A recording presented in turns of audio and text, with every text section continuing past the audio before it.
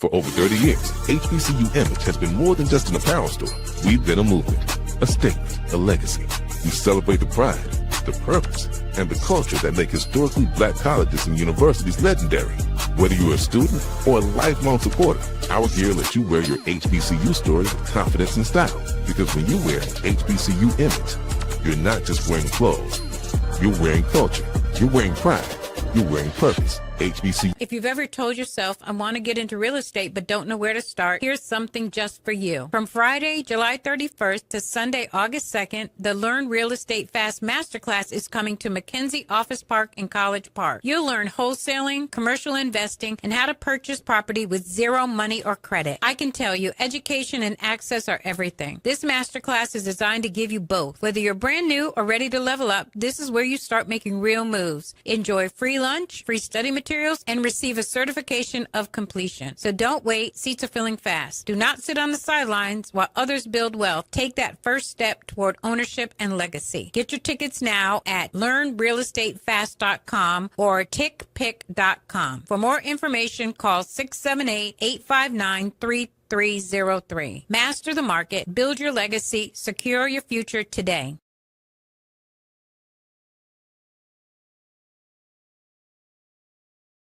From cancer care to accidental injuries to cardiac care, we all know that there are times that you can't control what happens in your life. But with Globe Life Family Heritage, you can be prepared to weather the storm when it comes. Call Dr. Beverly Eagle Rogers at 877-300-8269 or visit the website at globelifefamilyheritage.com. With over 25 years of serving communities, Dr. Beverly Eagles Rogers is here to help you and your family through difficult times. Dr. Beverly takes pride in Globe Life being one of the few companies that returns 100% of premiums to clients that stay healthy. So for more information, call Dr. Beverly Eagle Rogers at 877-300-8269 or visit the website at globelifefamilyheritage.com. This is the Dean of the College of HBCU Sports, Kenyatta Cavill of Dr. Cavill's Inside the HBCU Sports Lab with Mike Washington and Charles Bishop. Come mix it up in the lab where the course lecture is in session every Tuesday from 6 o'clock p.m. Central Standard Time on Facebook Live, YouTube Spreaker, or the BCSN app, as we discuss all things about the HBCU sports culture, including exploring the week that was in the sporting HBCU diaspora, as well as the upcoming week of HBCU sports. With me, the Dean, the College of HBCU Sports, on Dr. Cavill's Inside the HBCU Sports Lab with Mike Washington and Charles Bishop. Course lecture dismissed.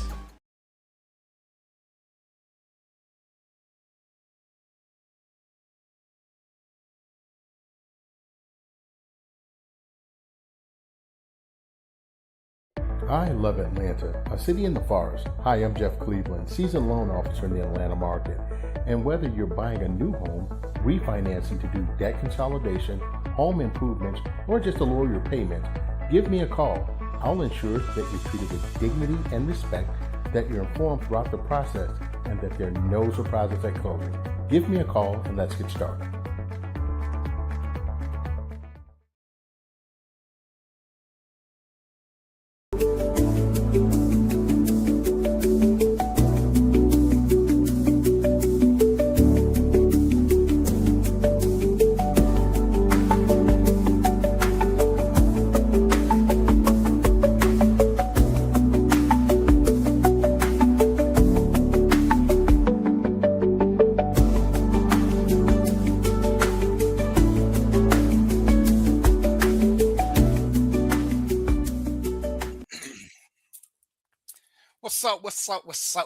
What's up? Look at that. We started early. It's been a minute. What's today? Today is July the 15th, 2026. Welcome to Random Thoughts with DVP. I'm your host. DVP, that's my name. Hey, man, let me just go on and get this out of the way because I want to hear no shit. All right, I do apologize. I didn't show up last week. I was going through a little something. I needed some time to myself, but it looked like my gang held it down, so I want to thank them for being here for me. That's the whole purpose of having a team. So when I ain't available, they can knock it down. So If you reached out to me last week and I didn't answer, don't take it personal. I just needed some personal time to take care of some things. All right. Uh, I'm doing okay, but every now and then, brother need what a brother need. We ain't gonna get into that right now. I think we got a pretty good show. Joe sent me an article that it cost me 25 cents to read. Y'all know I'm on a fixed income, so I'm gonna start a GoFundMe. See if I can raise 25 cents so I can read this article, because I'm pretty sure it's interesting if he sent it to me. But I'm on a fixed income, so let's see. I got one. Shit, I can't even count now. I got 4 people here. So if I can get my 4 co-hosts to send me like 7 cents a piece, I can read this article, because hey, y'all know how it is with a brother on the fixed income. Again, I want to thank my my co-hosts for running shit last week. We're gonna do a quick recap because I heard some good things about the show. Unfortunately, I couldn't watch it. And for those of y'all who watch the show from my personal pages, I need for y'all to come to Random Thoughts with DVP. Because when I shut down, my personal page is shut down, but the Random Thought with DVP page don't never shut down. So if you want to make sure you always catch the show, this is the place to be. This is the place to be. All right. So with that being said, hey man, every time I look at more and I see this blue background, I'm just like, you know what I'm saying? I'm like, what a dogo, bro. What a dogo. Mark doing Mark shit. I see a fan and no clock, so I don't know if you're in the process of getting ready to steal a car or what. Sherry looking like a professional, so I'm a little scared. But I do notice a major change, y'all. I ain't gonna say nothing because I ain't the one to start shit since I'm just coming back. But Joseph was the first one here. And I remember last time Sherry told his ass to be on time. So all I'm saying is I noticed a shift. I ain't saying nothing. I ain't trying to start no shit, call nobody out. But I'm just saying, Sherry spoke. Joe was here like at 5:52, 5:53. That's the reason I started showing. I say shit. When he showed up, I'm thinking I'm supposed to start running the commercials and the ads and stuff. So I'm gonna do what I do. So I had a normal order, but since it looked like Sherry running shit, I'm gonna bring Sherry to the stage first. What's up, boss? You gotta cut your mic on. I don't know why you don't never have your mic. There we go. I don't know why either, because I try not to be having no background, noise. So. But everything is everything. Joseph, I told him to be on time and he didn't show up at all the last time. He told me he was coming but didn't show up. But we're going to leave that alone right there. We ain't going to get on Joseph right now. Yeah. How you doing, DVP? You doing better? I'm better. I ain't shot nobody. Did nobody shoot me. One for lack of trying, though. One was like a fucking. Oh, my God. But that's a whole nother story. We ain't going to get into that. Okay. So let's see. Mo shaking heads. Let me bring Mo on. Mo, what it do, man? What up, though? What up? Hey, man, women don't forget, boy. Joseph in trouble. Oh, man, y'all don't forget shit, man. I can't remember nothing. My wife all over me, boy. Whew, I don't know nothing. She just, it's over there. Do this, do that, do that. And you said this, and I said, even if I didn't say it, and she said I said it, I already forgot. So guess what? That means I said it. So she be tricking me. She be fooling me. The whole thing, man. It's crazy though. It's crazy. Hey man, I'm gonna just say this. The good thing, I'm gonna have to share her roses now. It used to be Mo and Jomo. But since Sherry here, there's no more Mo and Jomo. There's Mo, and then there's Joseph. So we don't have no switch of who we might be talking about now. You know what I'm saying? She has us all. Hey, she has us all speaking correct English. You know what I'm saying? So, listen, I expect Joseph to have a tie on. If you bring him in the stage, you don't got a tie on, man. He got to go change. Joseph wears a tie. So I think he got that. He done loud off. He want to get a tie. Oh my God! Damn, but y'all hell on the brother. Y'all hell. Y'all done made Mo take his bib off, so Mark can't even pick at him now. But let me go on and bring Mark in so he can get his shot in before Joseph reappears. What up, bro? What up? What up, good people? How y'all doing today, man? Man, I'm gonna say this, man, and my mama taught me this a long time. Ain't nothing like when other people in trouble, cause then everybody happy. As long as it ain't me, I don't give a shit. You know, I used That's to be true. so happy when she would be upset with her boyfriend. Man, you couldn't tell me shit. I walk around like the Joker, cause I know he in trouble. So no matter what I do, I'd be like, Ben, I gotta thank you, cause I messed up last week, but she's so pissed at you, she don't even care. So Damn. it's always good to have somebody else in trouble. How was your trip, Mark? Man, my trip was amazing, boy. Woo woo. I promise you, every time I take a trip, that's an experience. And with that experience, it's like I can't go back to what I used to do. So I had all inclusive, adults only resort in Punta Cana with the swim out pool and the butler service. If I go anywhere with warm weather, I gotta have a butler and I gotta have a swim out. I can't go back to swimming in the big pool with the peasants. And not the peasants.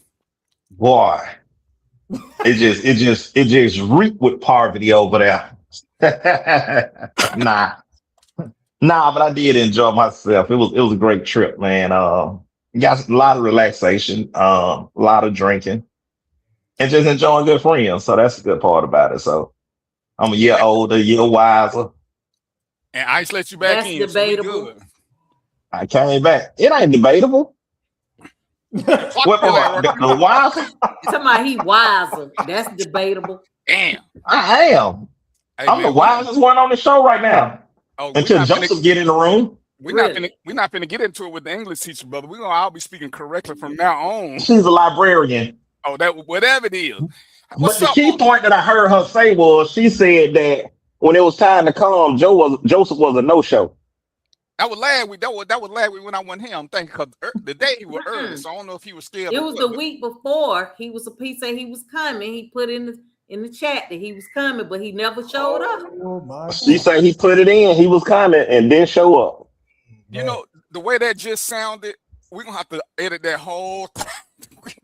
The way that came out, just what's up, Monisha?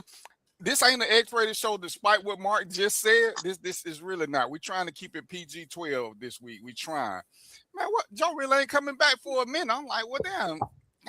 Y'all hurt his feelings. He done took it. He done took his book and went home.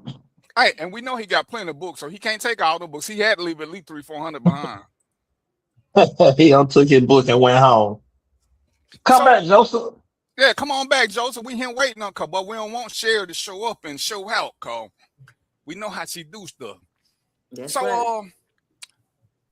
Mo and Mark, give me a quick rundown, cause like I say, I got some comments about the show was pretty good last week, but like I say, I was out of commission, so I didn't see nothing or hear nothing. Man. Show. Man, Mark, you gone. Yeah, you can't hear Mark. Y'all hear me now? Okay, Yeah, hear you now. Damn. Can you hear me now? Yeah, Okay. yeah. We can So still see you too. my financial advisor, Felipe Barganier, graduate of Douglas High School, great man. He's all things money, all things money. He's great. He talked about a lot of investing. He talked about how we as a people need to start insuring people, and that's how a lot of the other people get a head start in life through insurance policies. When they pass away, they leave them some, except for debt. So that was definitely a good part. Hopefully some of the people caught that, which was a good carryover from the previous week with Sherry, since we know she ain't giving to no GoFundMe. She might buy a fish plate if you die, but other than that, she ain't donating. So yeah, get insurance policy. He also spoke about properties over in Mexico. So he actually left Atlanta 5 years ago and lives in Playa del Carmen, Mexico. And he was giving us information about properties that they over there selling. You can get a studio condo for $57,000, which is a good investment. So he talked about that. Talked about some other things. Anything I missed more, share? I mean, I know I missed a lot because it was a 2-hour show. So, Go ahead, Sherry. You go first, Sherry. Oh no, I don't have anything to say. I was just saying he didn't really miss it. I mean, like he said, it was 2 hours, so it was a lot that he talked about. But It was That was just the highlights for me. right. Yeah. He knew about the money. I can tell you that. All right, we're gonna have to get him to come back then.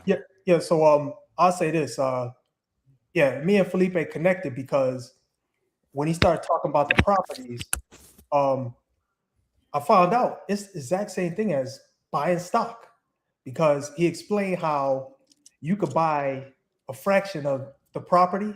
So it's almost like a stock investment, right? You could buy a fraction of the property, right? While it's getting built or so that it can get built. So you're investing in the property so that it can get built. And then once it's built and it's sold, you get a return. It's the exact same thing with stock. So we had a real good discussion on that. And I was like, man, I didn't even know you could do that. He said, yep, you could buy fractional shares of a property. Unbelievable. And I'm in a group that does that. So yeah, we definitely got to get them back because they send me stuff all the time, asking me if I want to invest in the pre-bill. So that's something I wanted to look into. Let's bring your senior statesman onto the show now. He back there. Hello, Joseph. How are you? Hey, Joseph. Hello, Miss Sherry. How are you? I'm good, and you? I'm glad Yes, you are. showed Yes, up. you are. Let's just know that. Yes, you are. What's up, brothers? What's going on, Joseph? We just happy to be here, bro. We just happy to be here. No, I'm with you on that one. I'm with you on that. They say you were going to put a tie on, Joseph. Somebody lied.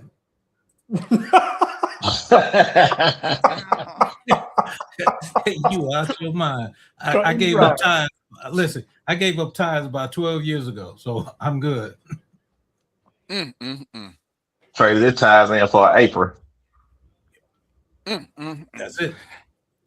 Well, let's go on and just start some trouble. Let's start with this barbecue, and we're gonna talk about the barbecue. We're gonna just talk about when you go to somebody's house in general. Because I saw when Mark, it's funny when Mark said something about it, I seen like 4 or 5 posts come up about what you should do when you go over somebody's house to eat. The first one was about a barbecue. The second was just about going to a family dinner. So let's start from the as a host first. As a matter of fact, Mark, do your thing.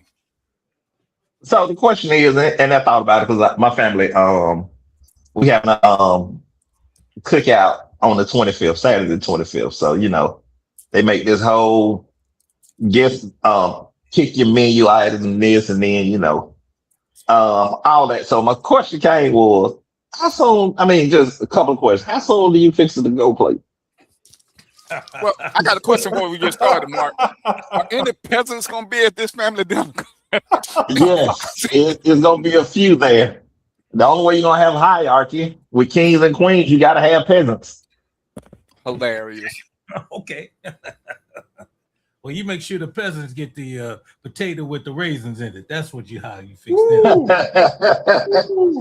Hey, they gonna be the one bringing Dr. Lions and what's the other off-brand ass sodas? Czech Cola. Yeah. But that's the question. How soon, once you get that, when is it okay to fix the to-go plate? When you finna go. So when you going through the line the first time to eat, you don't fix your to-go plate then too? No. Only when you about to leave. Right. How you know that second one's to go, Mark, if you fix it? Because you might eat 2 plates. How you know that second one's to go? Well, look, you can tell Mark he's the guy that got his little overcoat on. He's smuggling chicken wings. Hey. Is that a chicken wing or is that a chicken breast? Hey. Yeah, no. You see, you gotta watch this. You gotta watch the snugglers because they be sniggling stuff, man. You gotta watch them cats. Sniggling.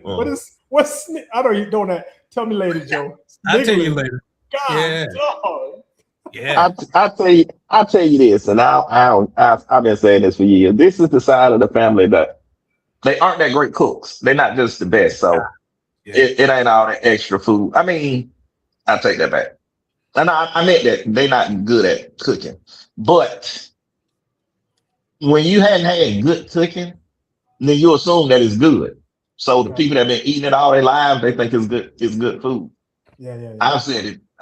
I told them before. Definitely, I got an uncle that need to stay off the grill But they still let it do it.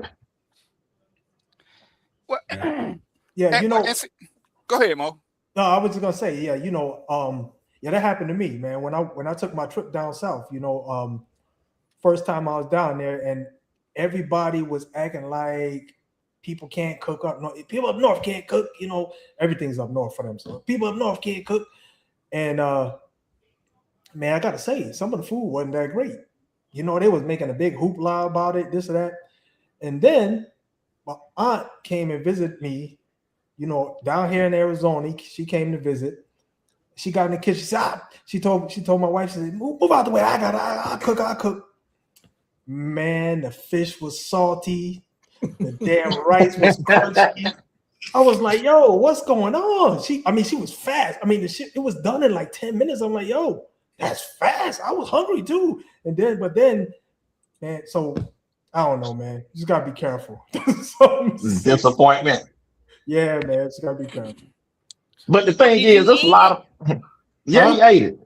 Yeah, I did, because I ain't trying to deal with that. Yeah. I played. I had like a little nibble, and then I kind of played it off. You know what I'm saying? I did some moves, got the hell out of the way. One of those things. Because them down south aunties, y'all know. I don't know. Y'all know about them. So. Well, I think the question is, how many to-go plates can you fix? Depends on how many kids you got. What if my girl show up and she bringing me a plate back?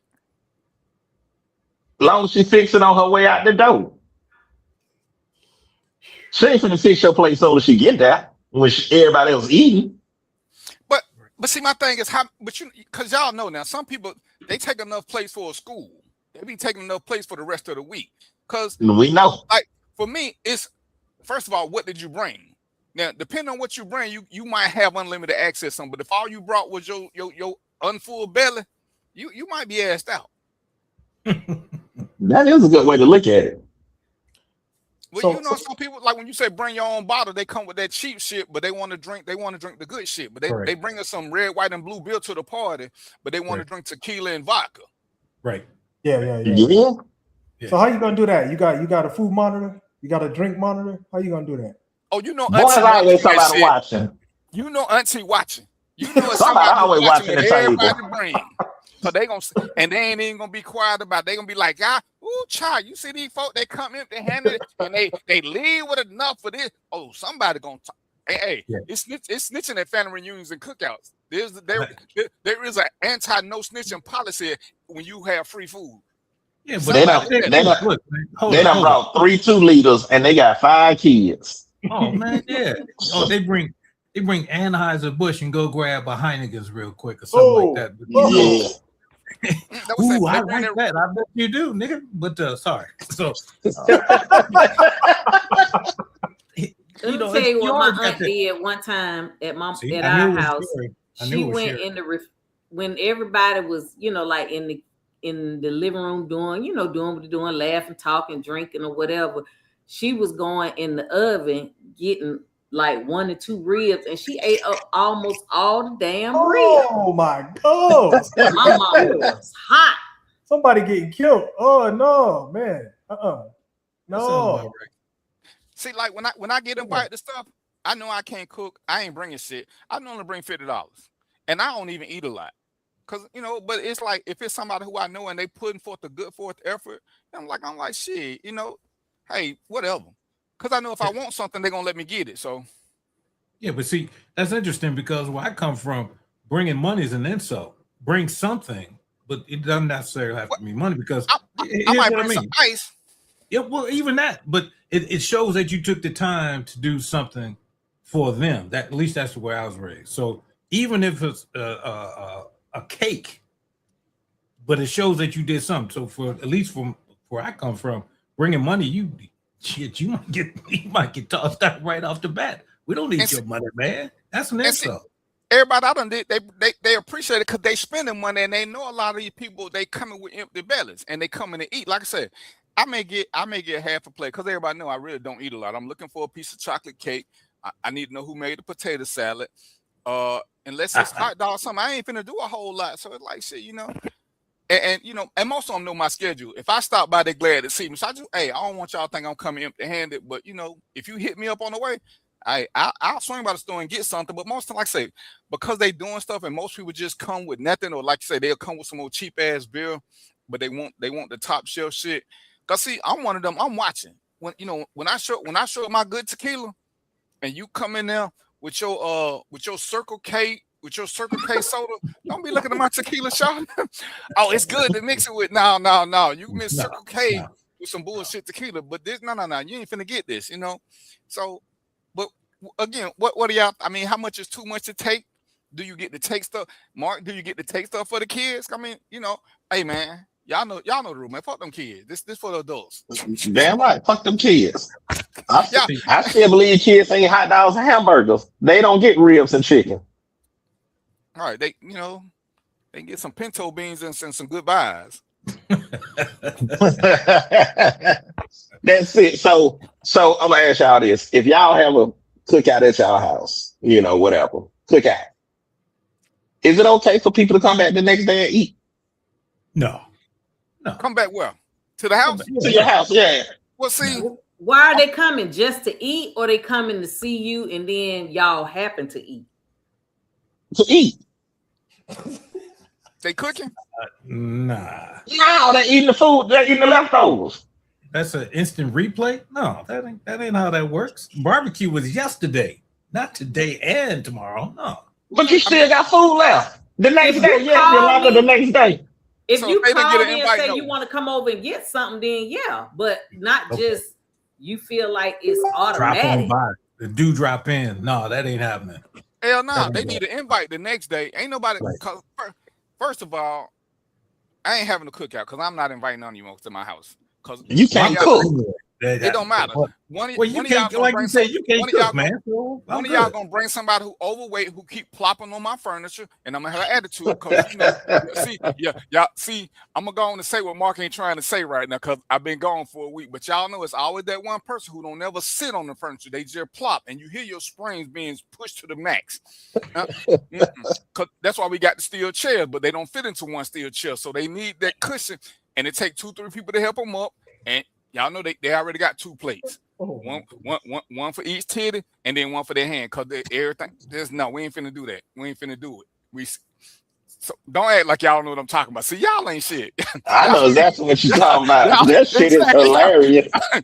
No, so but to come back the next day, unless they got an invite, nah. Cause the invite to the house the first time, they should have put that on the calendar and took pictures because they know I ain't coming back twice. What's up, Yolanda? So, Yeah, that next day so ain't what did happening. they call? What did they call you? Like, hey, it's a food left over there, and you be like, yeah, it's still something there. I'm finna come get a plate. Okay, well, first of all y'all know me. Y'all know I ain't finna answer the phone no way. So if they text me and ask me some crazy shit, I'm gonna be like, no. Cause if we made that much, then it's gonna be leftovers for us.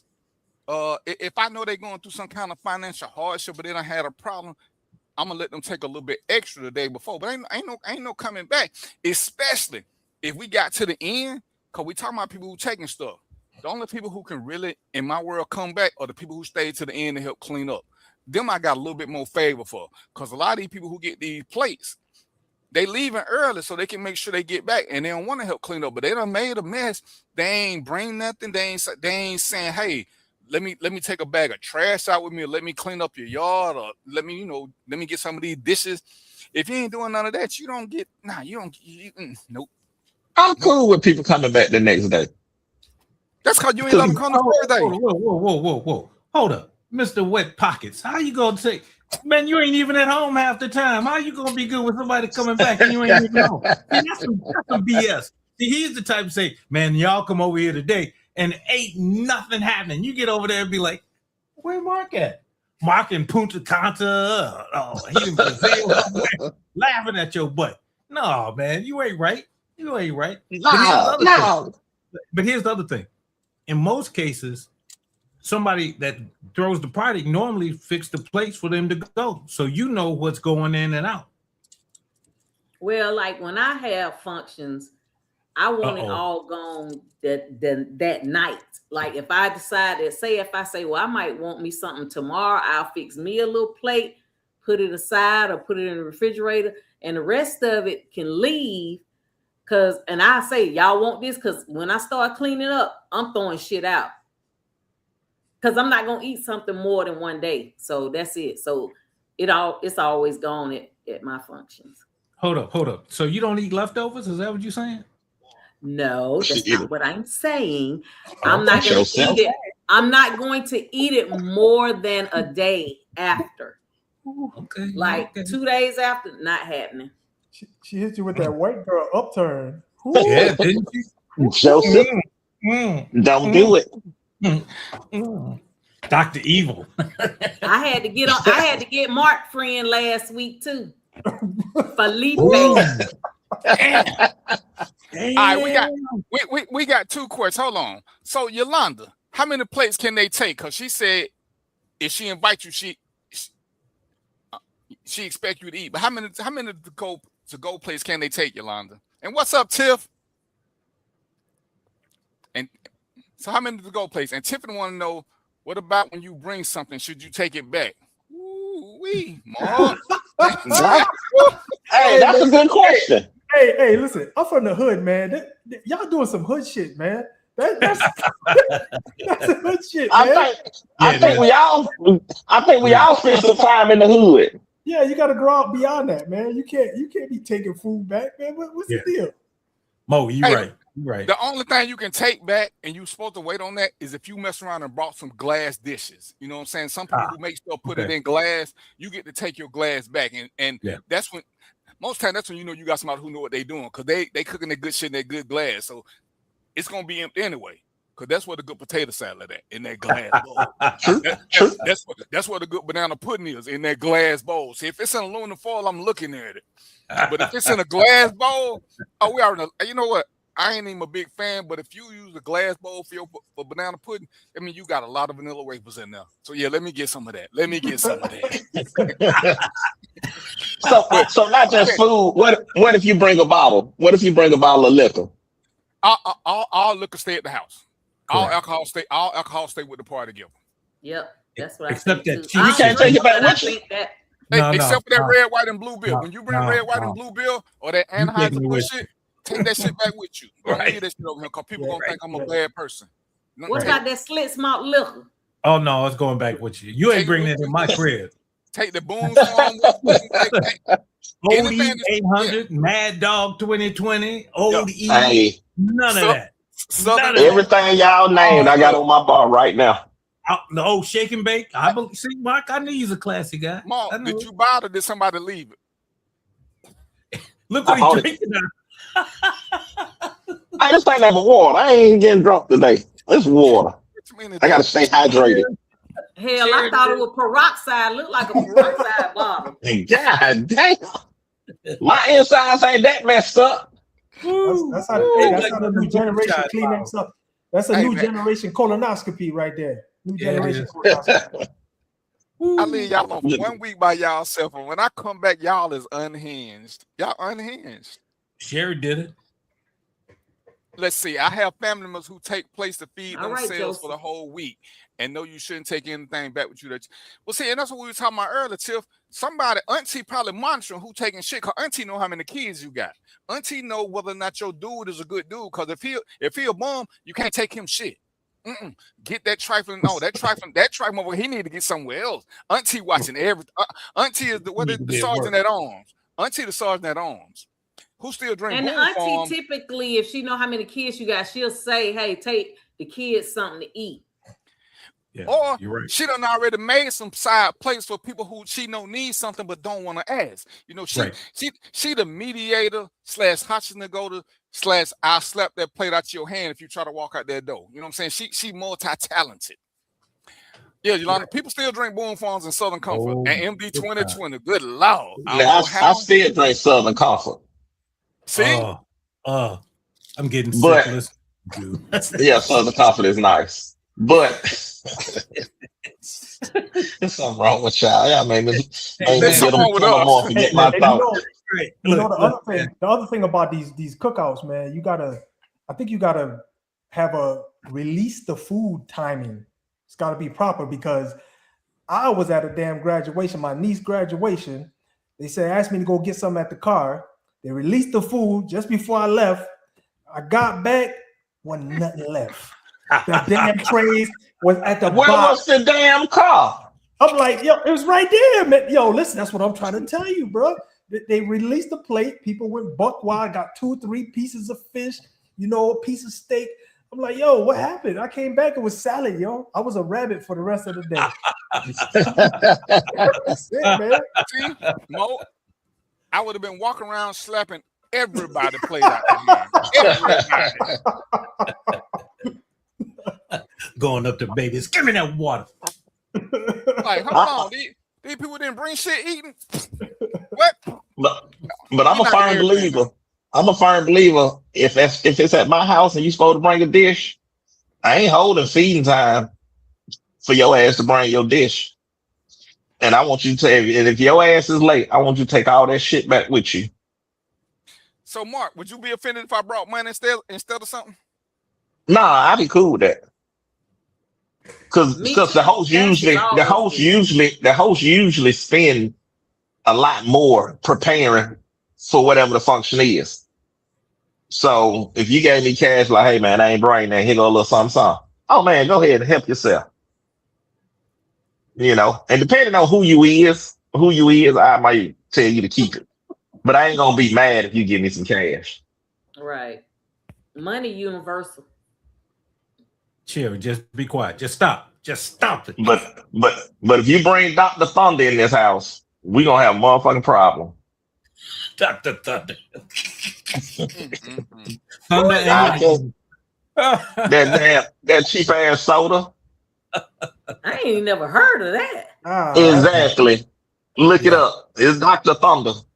And see, that's why I tell you, man, I went to a place and for real, a dude showed up with some beers called Red, White, and Blue. And it's imported.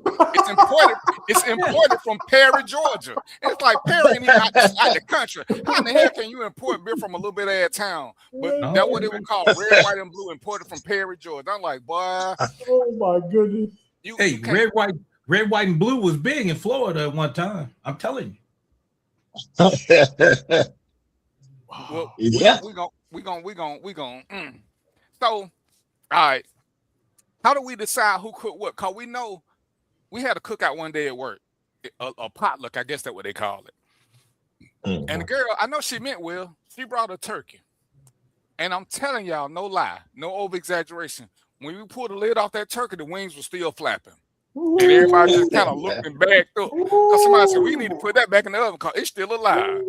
And I was like, so, y'all know when you put this invite out and ask people what they bringing, some people bringing shit, and then next time you know, you get 12 texts saying, don't let them bring that.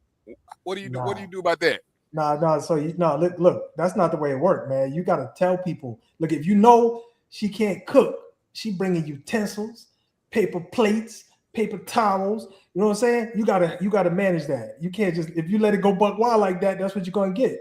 That chicken that's still flapping. So when you take the aluminum foil off it, And if you in a diverse place, if you got dogs and cats, I ain't eating nothing you cook. I'm with you too. Sherry, I gotta agree with you on that. I'm going with Sherry on that one. Hey Sherry, how you figure that out though? You go up to somebody, you got dogs, or if you don't know, you know. If you first of all, if you know your co-workers, then you know who got animals.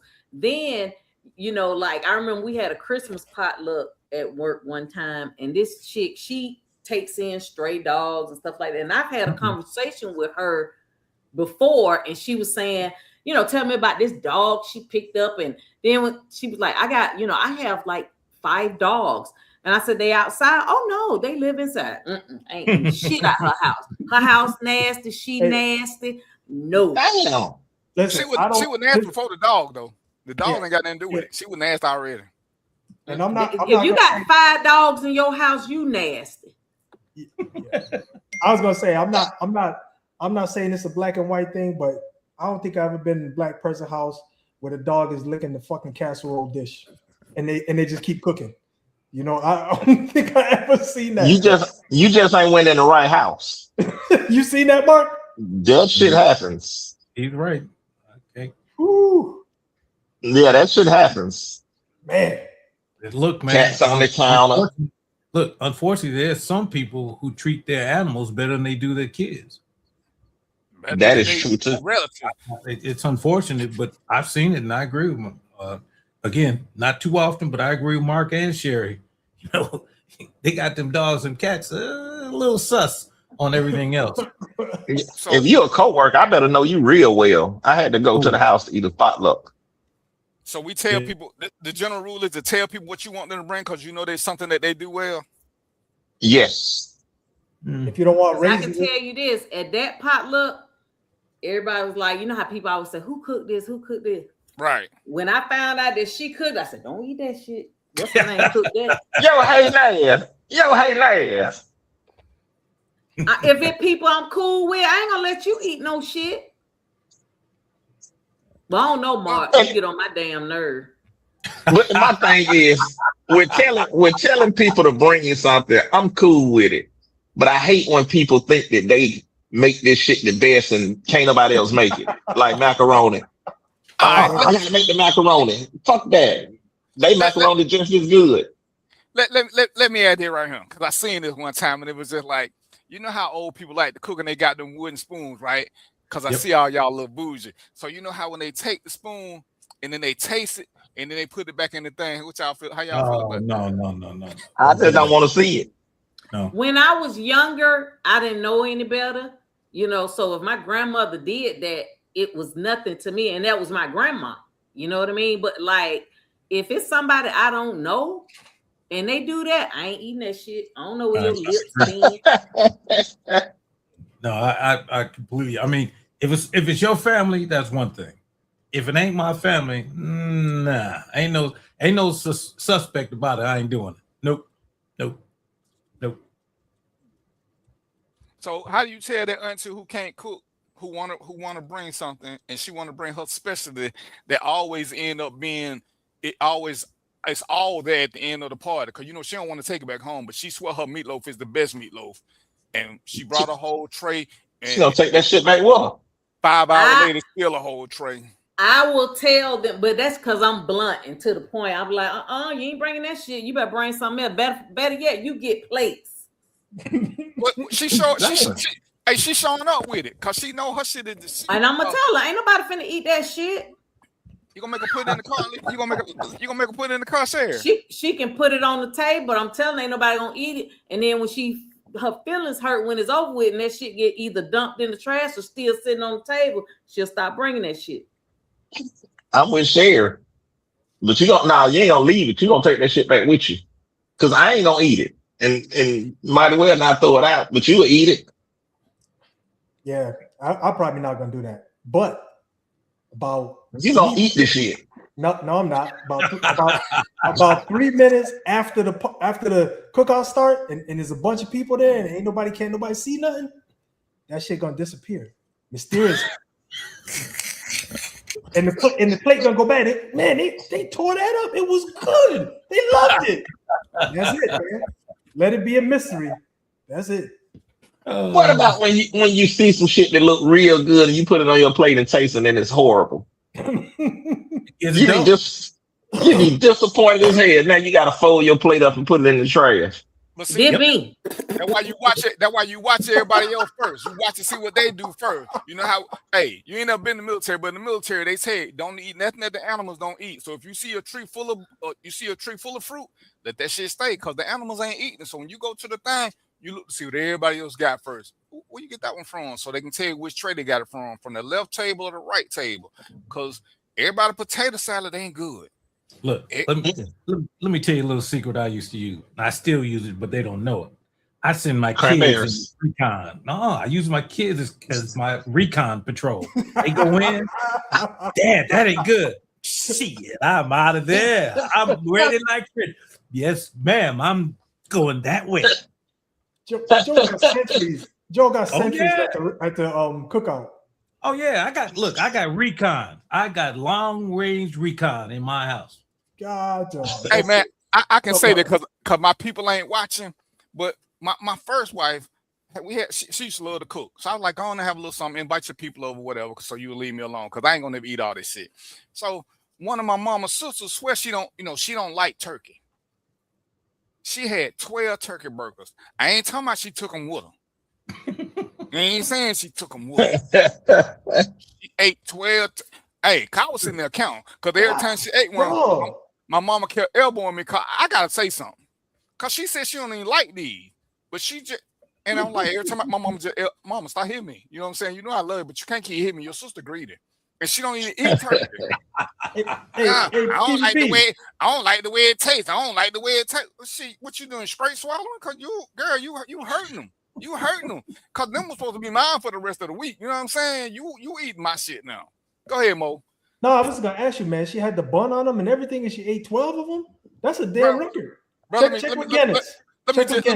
Let me just say this. She went big bag. She got the family pack from KFC back in the day, and then she ate that by herself and 2 Whoppers, and then offer nobody shit. Didn't offer nobody nothing. I was like, oh goodness. Cause see, my thing was, if you invite her, she gonna make sure all the food gone except for my turkey burgers, because I like turkey burgers at the time. But she ain't want to eat none of the other stuff that was for her. And you know what she brought? Nothing. Her appetite. See, that's why I say, man, you know, I ain't letting nobody come to my house, because if I let them come to my house, my mama gonna be there, and my mama gonna be treating me like Sherry be treating Joe. She gonna be calling me by my whole government name, and every time something happens, it's like if I stand up, Peter. stand up. Peter, like, look, hold up. Sherry called me by my government name because of a particular situation, and I don't want to tell everybody, but I'll leave it at that. Okay. Well, damn shit, can you tell me? Not again. Oh my God. Joseph just told that lie. I know. And Sherry ain't even in on it. Look, and with the quickness, brother. Told the lie with the quickness. You better ask somebody. Shit. All right, y'all got issues. Don't y'all listen to Joseph.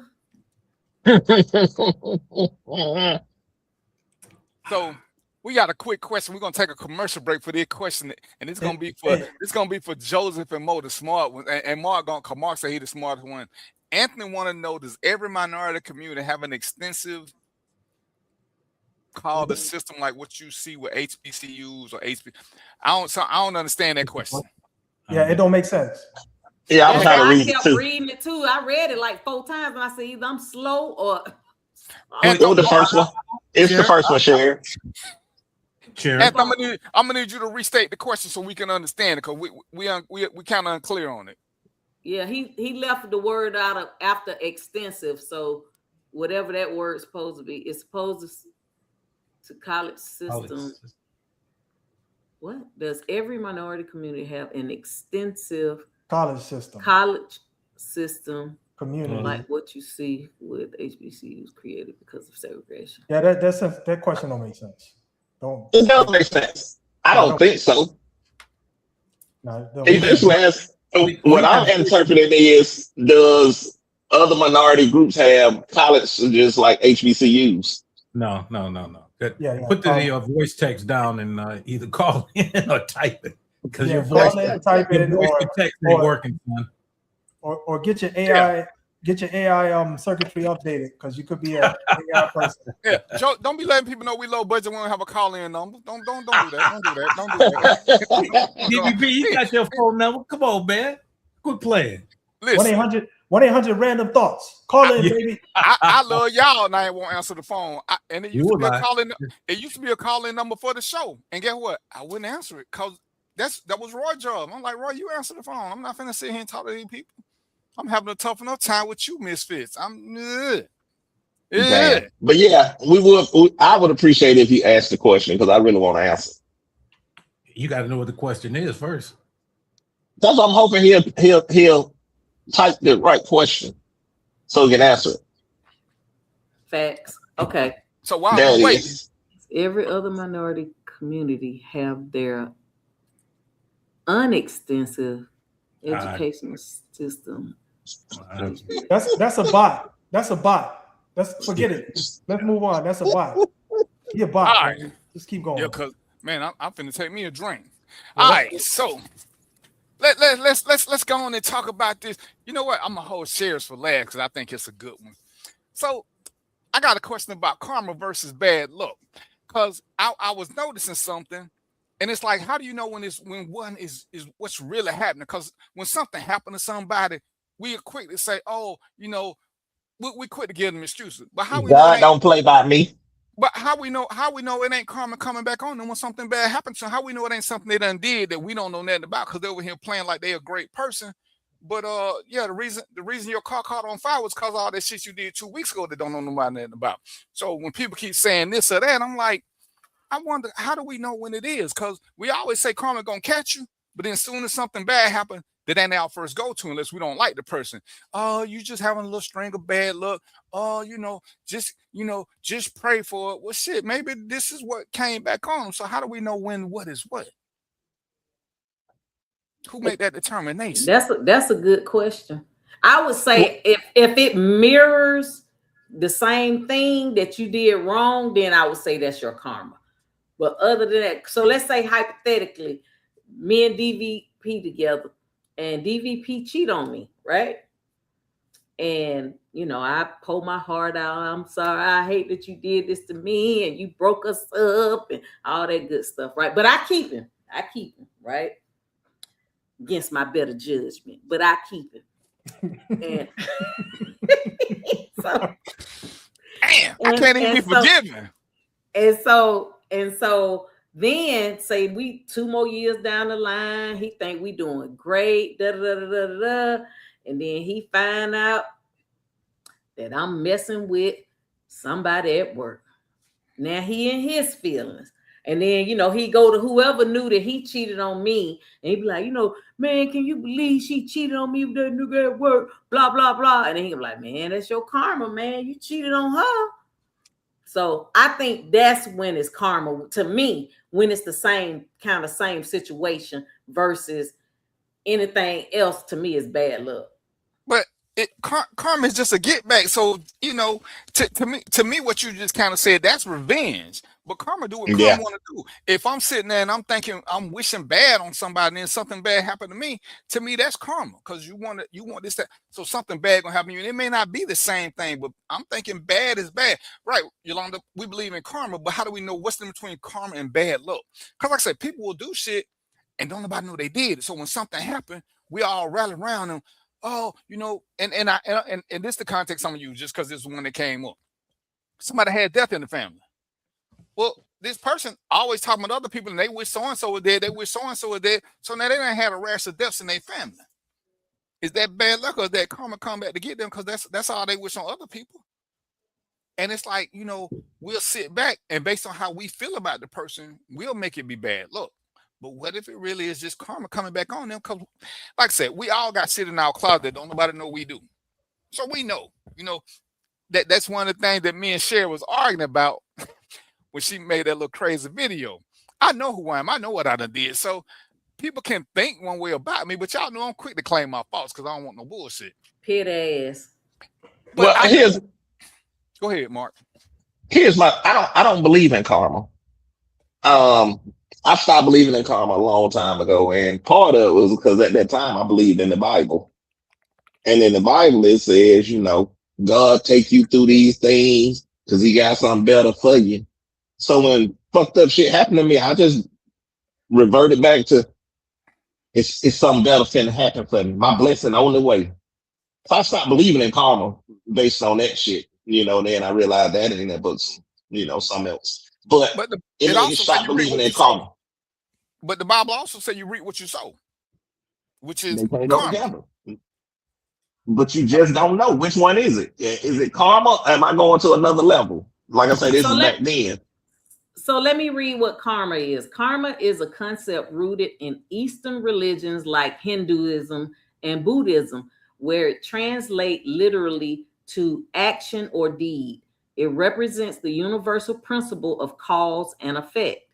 Every intentional action, word, or thought has a corresponding reaction that shapes an individual's future and destiny.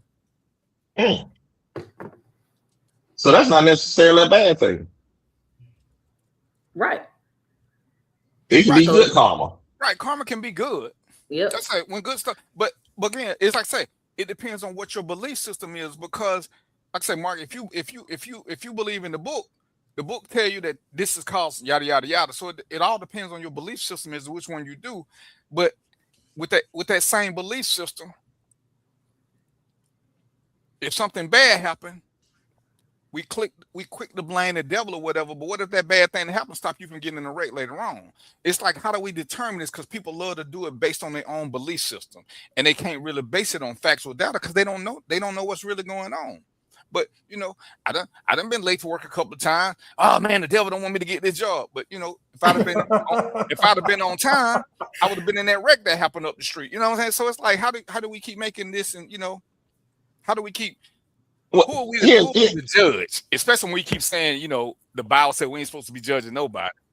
But I think that people are using karma in a more so in a bad way versus like you said, there's good karma as well, so to speak. Because basically what it's saying karma is basically, if for every action there's a reaction. So if DVP slapped me and I punch him in the eye and his eye swell up, that was the consequences of his actions and my reaction. And that's karma. I'm trying to understand the scenario. Why you got to swallow his eye? Because she gonna hit him in the eye. Because his was worse. You see what I'm saying? Because he slapped me, so I punched him in the eye and his eye swelled up. He slapped me, and that's just all happened. I didn't get red or nothing like that. Dog, man. Got that. It's one of those things. Like most times, like Sherry say, most time when people refer to karma, it got to be something bad. Oh, they gonna get their karma. But for me, and I think about all the wrong shit I've done in my life. My life would be all the way fucked up if I believed in karma, because it's gonna come back and get me.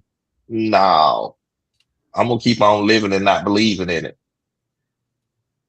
Yeah, and I don't know about that. So I'm just speculating with everybody here, but I don't know about that good karma, because the fact that DVP even posed the question, karma versus bad luck, lets you know that most everybody sees it on the negative side. Like karma is a negative thing, it's a bad thing, right?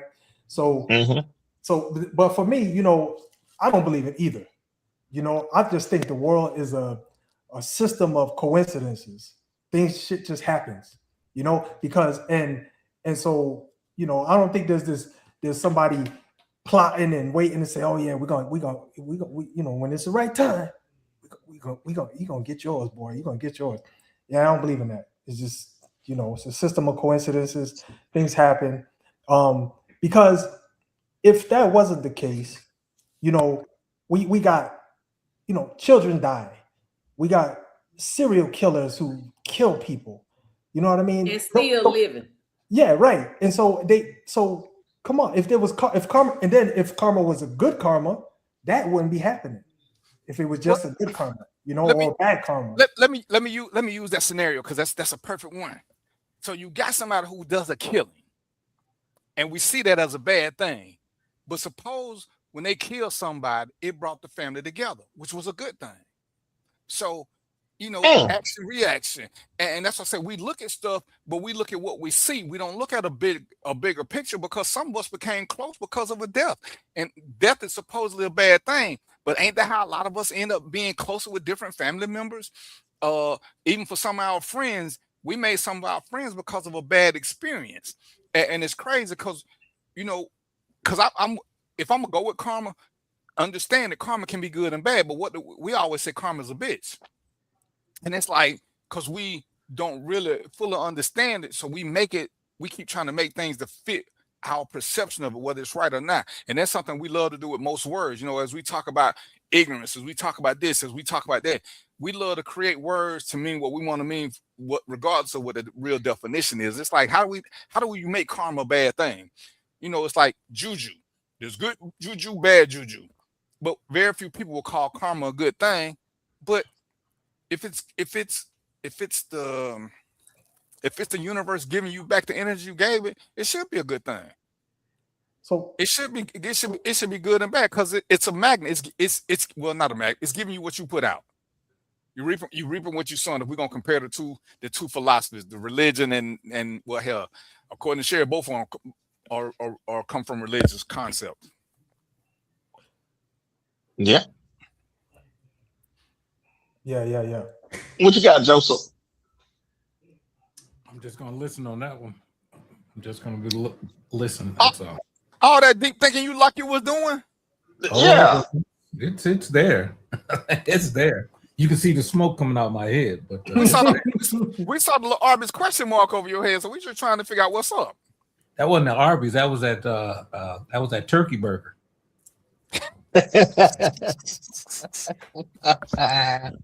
Man, Yeah. y'all, So my thing, I don't believe in good luck. I don't believe in bad luck.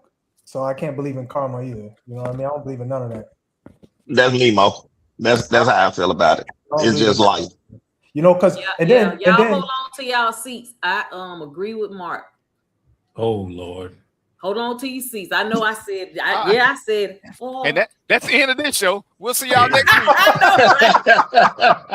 I know it is beef popcorn and chicken grease, and we up out of here. We And hell is just froze out. over. For real. You know, I'm like, what? Hey, look, man. And that's The all. sun shines on the dog ass every now and then.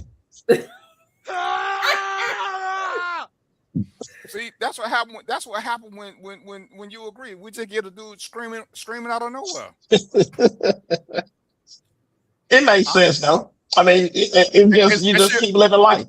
It makes sense that she agree with you, or what Yeah. you talking about? Yeah, it makes sense for her to agree with me. Look, I'm smart as shit. The fuck? Allegedly. No. Allegedly. No. Who said it?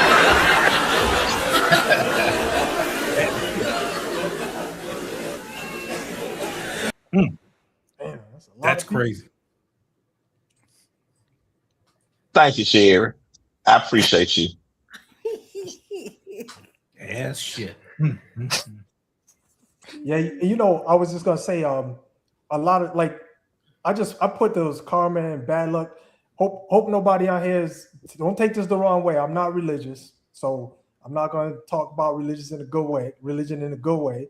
But I'm saying that karma, that bad luck, all that fits to me in the religion bucket because it's all predicated on hope and shit that's unprovable and things that can manipulate you and get you to do things. I don't do none of that. I can agree with you on that.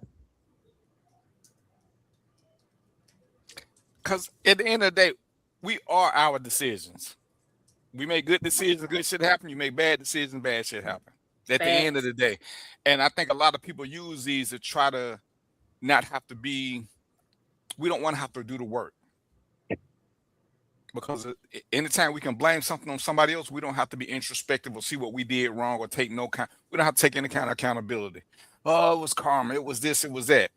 And that was one of the things with one of my therapists. He would always blame stuff on other people. I said, dude, I ain't about that life. You know what I'm saying? I made these decisions, good, bad, or indifferent. I got to take accountability for my own decisions. Well, you didn't have this, you didn't have that. You're right. So if I didn't have the full information, again, whose fault is that? I said, I don't, you seen, we not a good match because you quick to say, oh, it's so-and-so's fault. Well, it can't be Joe's fault. Joe told me to read a book. Joe didn't tell me to follow the book. I read the book, and all of a sudden I'm doing what the book say. That's not Joe's fault. I could have read another book. And it's like when people start going to these little things, karma, this, whatever, it's like, well, what's your level of accountability in this situation? Oh, well, I ain't know. So you were ignorant. So say that. So you should learn better so you can do better. But don't keep blaming the situation on the guy upstairs or the girl around the corner or something that you can't control, because you can control your decisions. As we get into Sherry's topic, something that we got, we can control our decisions. We can't control every single move we make, and we actually can. And we just got to take the consequences that come with the move we make. We decide whether or not we want to go to work. Then they decide whether or not they want to pay us. So if we don't go to work and we know we don't get paid, whose fault is that we come up short? That's our decision. Oh man, that karma caught me. Man, we go to work with cold. Hell, I went to work with a broke leg. You just ain't chasing nobody. But to keep wanting to blame something good or bad on somebody else, because you ever notice we quick to take blame when something good happens. Oh yeah, I did that. When something bad happens, oh, that was so and so. Yeah, why wasn't it? Neil deGrasse Tyson says in his book on God of the Gaps, he says that people historically use God to fill in the gaps that science is yet to explain. And it makes sense. Yeah. So something bad happens to me. Oh God, what did I do? Something good. Oh, look what God did for me. And then he, because one of the questions he asked, he said, if God was so good and all so bad, why'd you let disasters happen? Yeah, I seen that. I mean, why did Hitler exist? Yep. When We could I go took further. philosophy in college, the question was, is God all knowing, all powerful, and all good?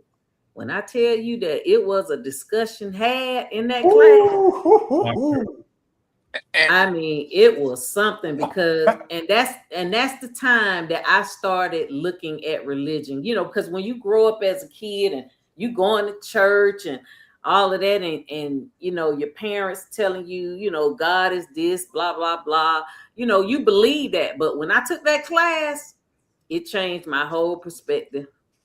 Yeah, that's that question is not that question. I know why it was why it was a powder keg, because you playing on people's belief systems. If you grew up, I grew up, we was going to church when I was a little kid. My mother had me getting on a damn yellow bus or something like that, going to some church. At this church, It was short.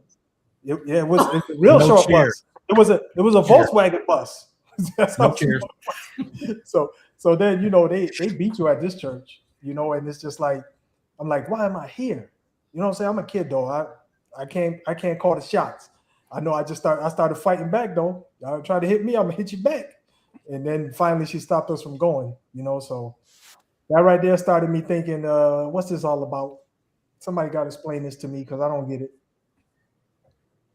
Yep, because one comment a student made was, okay, if he's all good, then why do innocent babies die? If he's all knowing, then he should know that it's finna happen and he can stop it because he's supposedly all powerful. So if he's all powerful, then how is there evil? When I tell you it was a conversation had, I was sick of listening to it. Well, here, let me give you this one. If we believe in the Bible, and most people do, then you've got to understand that where did the devil come from? The devil sat at the right hand of God. He was the most prettiest angel, the most gifted angel, and that's in the Bible. So wait a minute. So let me get this right. So you telling me God created evil and he continues to let it exist? So no, those questions are, not only are they profound, but they're worth exploring. But it also challenges one to look deeper than just one's own understanding of what this whole debate is about. Right. As far as karma goes, I agree with Neil deGrasse Tyson. We tend to invoke God into those spaces that we don't understand or have yet to understand. I mean, here, look at this whole COVID thing. People talking about, I'm not taking that shot. Y'all ain't gonna kill me. Y'all making stuff up to kill my people. Well, I think that if you look at history, polio, measles vaccines worked. Yep. So I let me just throw this out there. I used to work with a bunch of our job had a program where they would allow people to come from different countries and work. And so a lot of Russians came in. And one day I'm working and somebody sneezed. And one of the Russian people said, "Good health." And I said, What did you say? I said, "Why you didn't say God bless you?" He said, We don't do the God thing. We don't believe in God. Nobody in Russia believes in God, And it had me think. I was just like, my mind was blown. I was like, wow, I didn't even know that. Crazy, man. The whole country, forget about it. Well, Stalin purged a lot of the religious beliefs. Stalin killed more people than Hitler did. Now that's where people go wrong. Talk about Hitler. They don't talk about Stalin. Stalin did just as much, but he purged on religious grounds just like Hitler did. Hitler killed Jews, believe it or not. Stalin killed Christians. Fact. And it's crazy before we get kicked off the air. I was, it's your karma. right, because I always had a question, and I dated. I tried to date a girl, and she was extremely religious, and I was like, because she's like, why you don't ever want to talk about it? I said, because there's certain things you don't talk about with people who don't want to listen. I said, and I'm an inquisitive brother. I say, let me just ask you one question. I don't want you to get mad. I say, but if we were to have a child, and I decided to sacrifice our son, would you be okay with that? And she looked at me. She's like, "The hell you talking about?" I said, "Well, you said you want a man who's godlike." I said, "So didn't God sacrifice his son?" I said, "So is that what you telling me you want from a man? Somebody who will sacrifice?" And she, "Where you get that from?" I said, "It's in your book. It's in your book. There's a whole holiday about this shit." It's like page 3. Look on page 3. And I'm like, I said, I read enough to be dangerous. I said, which is why I don't like to have this conversation. I like having people who want to talk because there are parts of the book, as we'll say, when you talking to them, parts of it are real. Then when you say something they don't like, oh, it's just this. They mean this. You're like, well, make it make sense. Make it make sense. And it's like I want to have a conversation because I want to understand what you're thinking, because there's certain things in there that just don't make a whole lot of sense to people who ask questions. If you're a blind follower, it make a lot of sense. But he's all seeing, but he allowed the devil to play with Job. Job life. Don't that make him a narcissist? Because Job had to keep saying how great he was while he was being punished. It's like, I ain't trying to start no shit, but the book says something. If you read the book with an open mind, the big guy's a narcissist. Because Job got to keep saying how great he is while he's letting another man terrorize him. I was like, I'm not feeling it. I'm not feeling it. And I'm with you. So I was like, but I love to have a conversation, but it ain't to make you mad. It's just to get me how you understand this. See, there's proof of dinosaurs. There's proof of this. And everything says dinosaurs predated Adam and Eve and Lilith. So how could just make it make sense to me? So, what were you going to say, Mo? No, I don't know if you said this, Jomo, but his name is Joseph. His name is Joseph.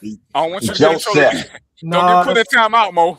Listen, man, it said right there. It's okay. Don't read the sign. Okay, don't read the sign. All right, but yeah. So one of the things I was gonna bring up, I don't know if you said this, Joseph, but Neil deGrasse Tyson, he said, he did a analysis. He said he had to do a deep dive analysis on religion, and people don't like to go into that space with him because this dude, he said, even if it's something I don't like, I'll read it anyway and do an analysis on it. So he did that on religion.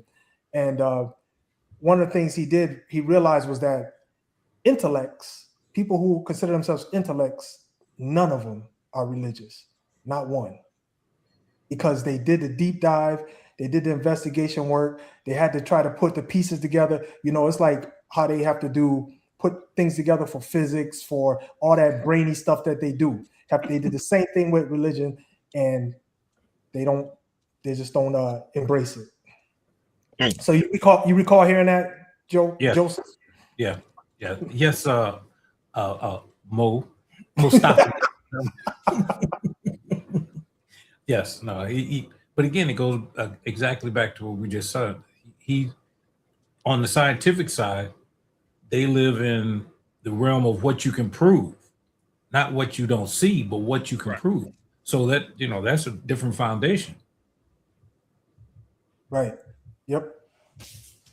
Yeah. I know one time my son, when he was 8 years old, he wasn't paying attention in church. And so I told him to, since he wasn't paying attention, just read the Bible, start off at Genesis. And so I really thought he was just playing, like, how acting like he reading it. But after church, I asked him, I said, so what you read? He was telling me about, he was like, Adam and Eve, and, they had 2 kids, Cain and Abel, and one of them killed the other one. He said, the question I have is, if Adam and Eve made Abel and Cain, where did the other people come from? 2 men can't have babies. Incest in the building, boy. 8 years old, he said 2 men. He don't understand how 2 men can't have babies. So where did all the rest of the people come from? That's why we walk around saying, "What's up, cuz?" We all cousins. What's up, cuz? What's up, cuz? Well, you know what happened again with Noah and his family. That's How also we true. repopulated the world again. Uh, And Noah was 700 years old at the time. and so was a few other Anthony Mason, I'm saying that wrong. He said the religious philosophers, the majority of them who study religion, actually a higher percentage of them are atheists. None of them are tied down to one specific religion. Yeah, it's a conflict. You can't have that. I'm If gonna you ask base one question, and then we're gonna go to Sherry's subject. I want somebody to tell me how on Noah's Ark the animal he kept the animals from eating other animals. That's all I want to know. That's all I want to know. How you keep them from eating them? Because ain't no other food. But you know, Yolanda, what is VBS? Vacation Bible study. Vacation Bible Oh, school. see, that go tell you I'm a heathen. Yes, you are. hey, You're how not gonna disagree. how I agree with Sherry. Wait, I finally agree with Sherry. Is she a heathen, boy? I agree. Did you know what that was, DVP? Oh, of course not. His little ears are burning. What about you, Mo? No, hell no. No. Okay, so it ain't just me then. I ain't the only yeah. heathen on here. Well, Joseph, you do? no. Hey, You share a heathen line. I'm just unlearned. I'm not a heathen. I'm just unlearned. That's all. Joseph, did you know what it meant? VBS? Oh yeah. Oh, really? Oh, Yeah. okay. Well, you got 3 heathens on the phone over here. Okay. So Sherry wanted to ask a question about when we give our word as being bond. What is that? What does that really mean? Go ahead, Sherry. Go on and give us a setup. So, you know how people say, my word is my bond. You know what I mean? And I think that, and basically, of course, what it means is that your word is that your word, my word bonds me to you. So if I told you that I'm going to do something, then I'm going to do it. Right? So to me, my question was, is my word my bond, or is that just a punchline? Like when you deal with people, do you feel like they are really trustworthy, or you feel like they play with it, as in it's for certain people? Like me, I don't care how small it is. If I tell you I'm gonna do something, I don't care how tired, unless I'm incapacitated or dead, then I'm gonna do it. I don't care how tired I am. I don't care what's going on. I'm doing it, and it's like something in my spirit. Like even if I be like saying, "Oh, I sure don't want to go," and I'd be like, "Okay, I'm gonna call them and tell them I ain't going," but then I'm like, no, I told him I was gonna do it, because my spirit don't feel right if I don't do what I say I'm gonna do. And it's like I expect, which I know it's not rational, or I ain't gonna even say it's not rational. It's just not that logical that everybody's not gonna be like me. You know what I mean? And sometimes you expect people to act like you or be like you, but that's a pet peeve for me. Like if you say you're gonna do something, I expect you to do it. I don't care what it is. Let me start this off with a bang. I knew you were going to ask that question, and I did a little research, but let me just say this. Long before there were contracts, particularly in our ancestry, your word being your bond meant something. And even in today's society, the Jewish diamond dealers in New York still operate only on a handshake. They don't have any written contracts. It's you shake your hand and it's done. My grandparents come from the South. So when they shook your hand, because remember, we couldn't read. Remember that? They didn't let us read. So we couldn't even formulate those contracts. So it came back to your word being your bond. And that's where it comes from. And that's what it still means. Now, it gets polluted as we go on in our history. But the fact of the matter is, we were the purveyors of that, because no one else would hold us, or we wouldn't hold other people accountable like we should. even other people started taking, as you well know, other people started taking our processes, your word being your bond. Because the white slave owners would force you into a contract. Well, the black people that were the sharecroppers couldn't execute a contract. So they had to give them their word. And that's what happened. So what happened, like I said, as we got older, people just started misusing it and didn't hold it up like you do. So for me, and most of the people on here, all of us on here, if one of these brothers tell you something, they're going to do it because their word is their bond. And it just didn't just happen that way. They were taught that way. Whoo. Hey, yo, you ain't got no horn or nothing, DVP? What the hell kind of show is this? I had to respond to something. Hold on. All right, so check it out. This is what I say. So just continuing the joke. Yeah, you're not gonna have the point. Yeah.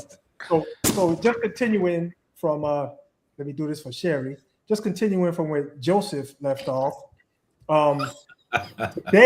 Today I think it's an idiom because, and I got a list of them.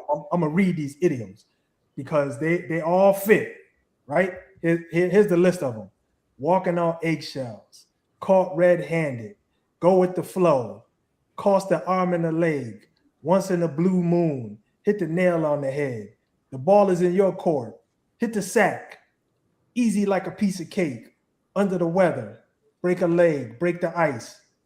Those kind of things. That's why I think this fits nowadays, more than anything. But, that's following from what Joseph said. I ain't going to keep calling him Joseph, Sherry. That's it, man. That's Joe. You going to keep calling him Joseph. I did my best, Sherry. I tried. That's Joe. Okay. All right. Thank you. When mama named him Joseph, I'm going to call him Joseph. All right. I respect that. I respect that. Now, I believe that when most people say my word is my bond, it is supposed to be hold true, and that's supposed to be held to the highest regards, But then sometimes you have to look at the person and understand that they word may not be worth a damn, and they just use it.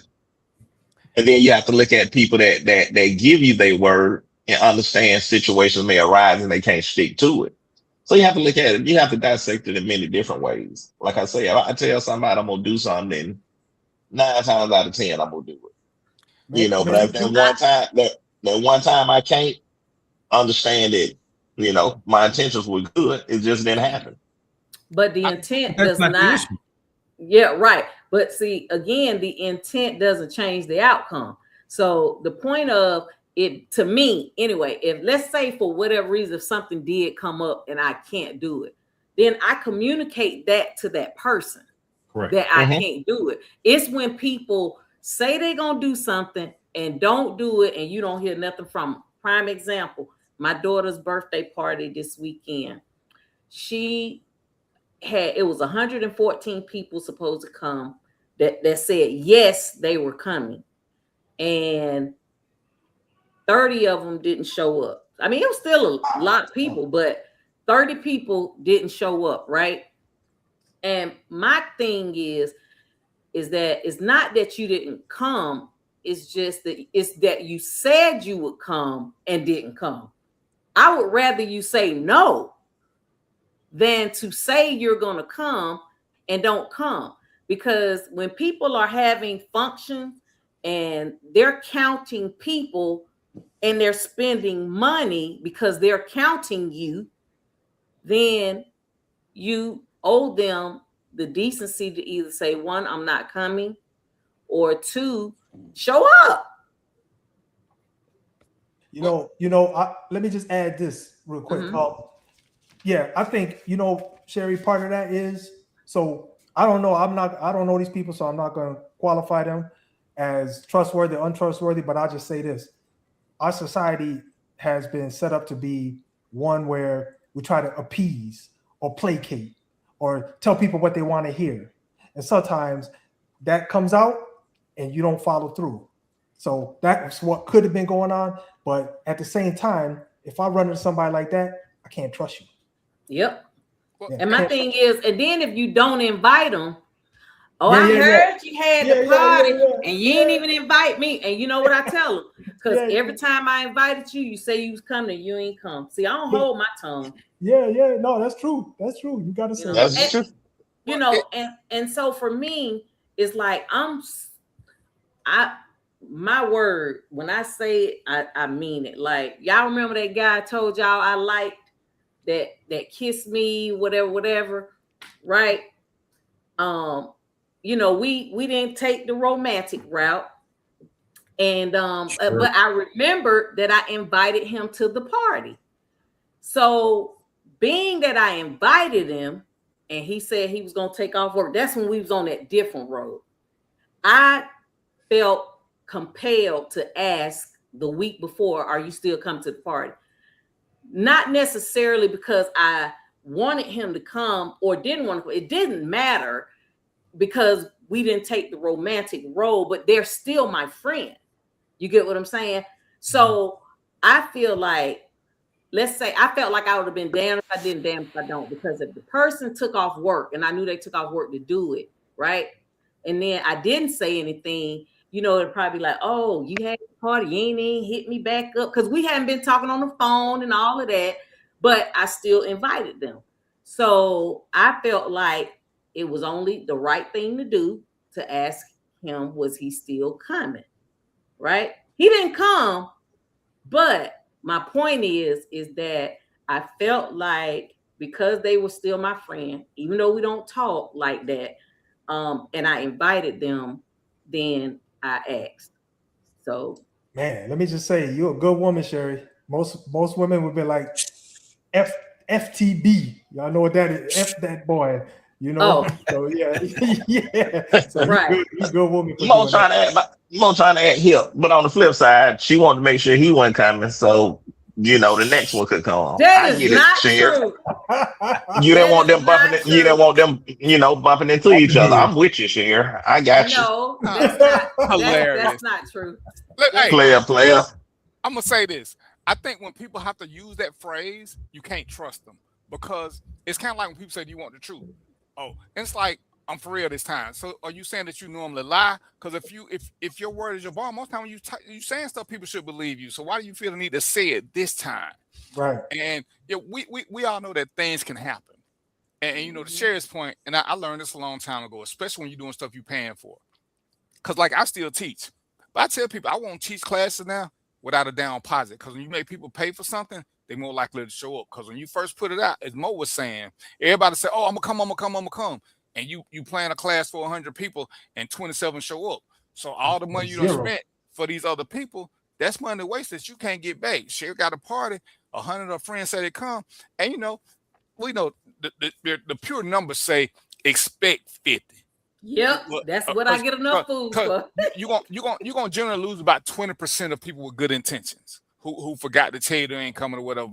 But even with that, once you order, you can't start canceling stuff, but you want to see who genuinely gonna come. And a lot of people don't do what you do, Cher. Because I tell people, whenever you do this, you need to send out something a week or two before. I know everybody too busy planning to do this, but you need to, because a lot of people. Not me.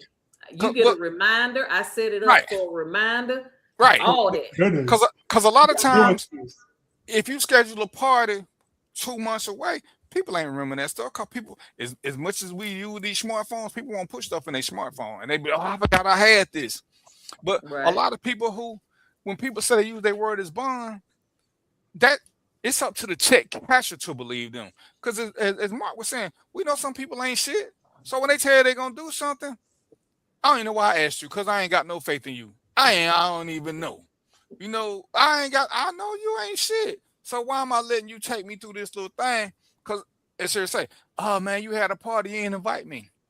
You're right. Remember them other 3 that you said you were gonna come into? So I stopped inviting your ass. I'm wasting my energy. So I only invite people who I think gonna come.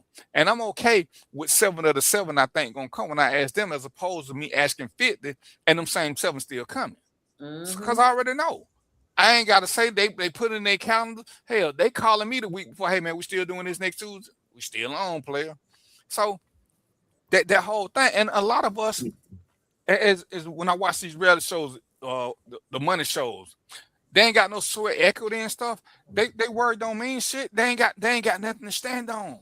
they ain't got no. They already a bad character because when you say you're gonna do something, and we know shit happens, but when you tell me, Mo said, I'm picking on you, Mo. Mo said, DVP, I want that shirt. I said, okay. That was the end of that conversation for me. There was that. I asked Mo one question. What's your address? He sent it. I got it. When I told Mo I wanted the book, even though it ain't autographed, but that's a whole nother show, I got the book. You done said that twice, so you need to get him a book. I mean, I got one. I need an autograph book. I don't have an autograph. My books are like, you know what I'm saying? They make it look like I'm a nobody. It ain't like I know. Hey, DVP. Yes, sir. Mo say, yeah, Mo. I said I want a book. He said I'm gonna send you a book. What's your address? I done texted that man my address 4 times. No, you didn't. I'm glad I read the book with him because other than that, I still want. DVP has reached out and get me a book on several times. Yeah, he was reading it to me. He was. Yeah. Was he sitting on your? Were you sitting on the lap? Oh goodness, Jesus, man. Or he just tucked you in? See, he's here. He let it go 1 inch. I be trying to give you a pass, Sharon. Then you are fully engulfed in this bullshit now. Moving forward. I mean, well, hell, you and DVP were going on a date. Yeah, and we was gonna enjoy ourselves too. And we understand the definition. So, but hey, Anthony, but why do people feel the need to be a part of something they ain't gonna be a part of? See, I get invited to people ask me, and everybody know I'm not coming to most shit. I'm not even gonna tell you I'm gonna come. And if I do come, I'm gonna come for like 10 or 15 minutes because I'm gonna tell you no, just in case I want to swing through. I've probably been to 3 birthday parties and nobody expected me because they're not gonna see me. And if you ain't there quick and with it, you heard that I was there, but ain't nobody gonna see me. But I'm not finna do something, especially if I know it's costing you money. Don't count me in your money count. Don't count me with the food because I ain't gonna eat enough to count. I ain't gonna drink enough. But we love to be a part of something. You know, I used to have don't judge me. I used to have suspension parties because I got suspended more than I didn't. And so I was like, fuck it. But I knew who was gonna come. And it's like, you know, first like, oh man, you ain't invite me, bro. When you come, everybody who come to my party got money because they know I got suspended. But we having fun. We having fun. We not sitting around. Me and the fellas, we go to this party. When we order around the drinks, Mo pay one time, Mark pay one time, I pay one time, Joe pay one time. And then you looking at me out. Because it's just fellas. You're not supposed to pay, and you're not supposed to pay. But you know, this is only one of the boys. But when it's the other friend time, he like, hey man, everybody order tequila. They been ordering beer. Bro, that ain't how we do shit. And if you that tight, you know what I'm saying, you don't need to hang out with us. We just order what we order. Whoever time it is, just their time. But ain't nobody thinking about this shit. Because people are they want to be part of something. But their word ain't worth shit. They ain't worth shit. So it's on us, really. Why do we even validate some of these people with shit? Why? But, oh man, you know my word is my bond. And I can name 3 instances where it wasn't. So let me discount you. It's the same thing people say, oh, I'm going to keep it 100. What does keep it 100 mean? It mean I'm finna say some disrespectful shit, but I'm letting you know I'm keeping it honest. Why you gotta be disrespectful? Anybody ever heard somebody say I'm gonna keep 100 and didn't hear a disrespectful statement right after that? Yeah. I have. As soon as they said they finna say some disrespectful shit. So it's not that they saying disrespectful, they just finna say something that you don't want to hear. So Mark, when your girl say, is this dress ugly? You know what you can say? I don't like the way it look on you. You ain't gotta be like, yeah, I'm gonna keep 100. Yeah, that shit ugly as hell. You ain't gotta do that. Your intent is. But you say, I'm gonna keep it 100 with you. I don't really like that color on you. Exactly. But it's not disrespectful. Right, but when you say I'm gonna keep 100, yeah, that's an ugly ass dress and make you look fat as shit. That's keeping. I don't need to do all that. Keep it 100. You shouldn't have to qualify it. Why you gotta qualify it? Right. No, because for me, when I'm talking to some of my close friends, and they'll tell you, man, I'm gonna keep it a bean with you. I'm gonna keep it a buck with you. I know that right now they finna be honest about whatever their response is. It's not disrespectful. They just finna be honest about it. But wait a minute. So wait. Let me get this. I gotta ask this. So any other time they're not being honest? Right. So no. Because it's a thing that we have. Like when I was coaching, we had to say 1%. 1%. There's 1% of the time I need you to be serious Because now that the rest of the time we be bullshitting. So now I need you to know that I'm finna be serious in this moment. Mm-hmm. Because I'm a shit talker. I get I what he's bullshit saying. you. Don't that have So, something to do with the question, though? The question tells you whether or not we serious. No, it don't. No, it doesn't. Okay. Hey, Mark. I'm about Mark. to agree with Mark again, y'all. Hold on. Yeah. Lord. Go ahead, Mo. No. So no, never mind. Go ahead, Sharon. But the thing is, we bullshit so much, and you have to say, "Hey, man, 1%," or I got to keep it a buck with you, letting you know that this is not the time. We ain't bullshit now. Now I'm just being open and honest with you, and we Mark, have to. But that's what people. Yes. if I say, hey, man, I ain't going to be here at the show next week because I got a funeral to go to, what are we going to laugh and joke about? See, I'm dog. It depends on the funeral. Well, dang. Oh, no, I ain't that dog. See, I done See, told like, plenty. say we talking and we laughing. Like, we laugh and talk about something. Like, oh, girl, let me tell you the truth. I'm finna tell you the truth. It's not that I'm lying. It's just the moment and the emotion of what we talking about. And laughing. And then say, then such and such do that. Keep it 100 now. Keep it 100. You just telling them to tell the truth. You know, I think it's just how people move, because I never do that. If it comes out of my mouth, you getting it. Listen, I'm gonna try to couch it so that you can receive it properly. I might not be successful, but I'm gonna try. But it's always gonna be the truth. Listen, I had this problem. Okay, I do have to lie sometimes because my wife make me do these damn with these dress shows, right? She get her dresses, 100,000 damn dresses from Amazon, and I gotta sit there. You like this one? And you like this one? You like this one? You like this one? And you know, I really keep it 100%. I just say, listen, I don't like that one. I don't like this one. I like this one. But I'm fighting, and I ain't gonna have a good night's sleep that night. I'm gonna leave it at that. but that's the issue right now. You can't be honest. That's a big problem. Honest. That's why I can't sleep that night, because I was honest. So you gotta lie. No, hell no, I don't lie, man. No, he's telling the truth, and he can't sleep. Because I'm gonna sleep like a baby. No, you're not. No. Oh, bullshit. Bullshit. You gonna get stabbed up or Al Greened up. You ain't sleeping like no baby boy. See, so y'all just got there. Let's just go and get these lies out. No, if they ask for the truth, tell the truth. I agree with DVP when he said that it's a learned phrase. Like, a lot of times people just saying it, you know, but they don't really mean it. It just, to me, I think it's in context too. Sometimes it's the context. Well, you know, what are y'all doing at that time? If y'all sitting around telling lies and talking shit, you know how the old folk do, telling lies, talking shit, slapping their knee. Keep it 100, keep it. I mean, I don't use that phrase. I don't use the phrase, my word is my bond. I just say, if I tell you I'm gonna do something, I'm gonna do it. That's all I say. I don't do those phrases, you know. Like, if I ever get married again, which I doubt, I'm gonna say I'm gonna do my best. I'm gonna do my best. I'm not gonna say nothing that I can't uphold. I'm gonna do my best. I'm gonna do my best. I like that. When I was saying learn phrases, I was talking to Anthony when he was talking about people saying "bless you." Is that what they really mean, or is it a backhanded compliment insult? And that's what I'm saying. People just say it, but they don't really give a shit about you or your heart. They just say the shit because it's a learned phrase. Yeah, bless you is. Yeah, because do we really mean it? Because hell, most of us. See, whatever. I don't. I just say it. Most of us ain't really. It's just something we learn to say. Bless you, bless you, bless you. Why do you say bless you? Because what we told, when every time you sneeze, your heart stop beating for a second or whatever that shit is. We just say this shit over and over and over again. I never knew that. But most of these people, because it ain't true. But most of these people ain't sending blessings your way. They ain't, cause be hungry and see if they bless you with some food. They not. But it's easy to put words out there. Sidebar. No, it's an interesting fact, man. I work with a lot of Russians. What do Russians say when people sneeze? Gesundheit. Nope. No, you said they said be blessed. No, that's German. Keep German living, something like that. Oh man, Sherry got a good memory. Nah, they're not religious. They just say good health. Yeah. Good health. Good health. That's it. Something like good that. Good health. Right? Use that one. Good health.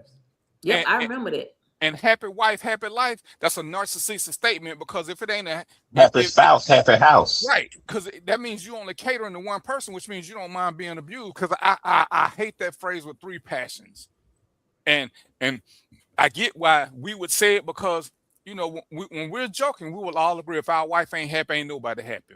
But I guarantee you one something: if we ain't happy, ain't nobody happy either. Yep. Happy If spouse, happy yeah. house. Because if we ain't happy, it finna be hell up in Harlem. You know what other phrase I can't stand is cheaper to keep 'em. I hate that. I hate that with a passion. And the reason I hate it so much is because most men, even women do this too, but stay in marriages or relationships because of the kids or because of, how much financial things they got intertwined and all of that. And my thing is this, for me anyway, like, if I'm happy, I can work out every damn thing else. So I would ask myself, if somebody said to me, it's cheaper to keep her. What is it costing you emotionally, mentally, spiritually, physically? Ooh. To me, it's too high. For me, if it costing me all that, that's too high. Yeah, that's a good point. Because all they talking about is financially. Yeah, that's right. That's a good point. But and I'm gonna tell you why I don't hate the phrase, because one, it's true, and we could talk about the emotional and all that, but that's why dudes work other jobs and won't go home, because they can find peace somewhere else. But that financial part that we try to play around and act like it don't exist, when you paying alimony, I guarantee you that most men, and it's a man's statement because most times that's who end up paying alimony or whatever, they not spending $1,000, $1,500 a month on a woman. So it is cheaper to keep her there and be unhappy, because now you're gonna be broke. You living in somebody's basement, so you're still unhappy, and now you're unhappy and broke.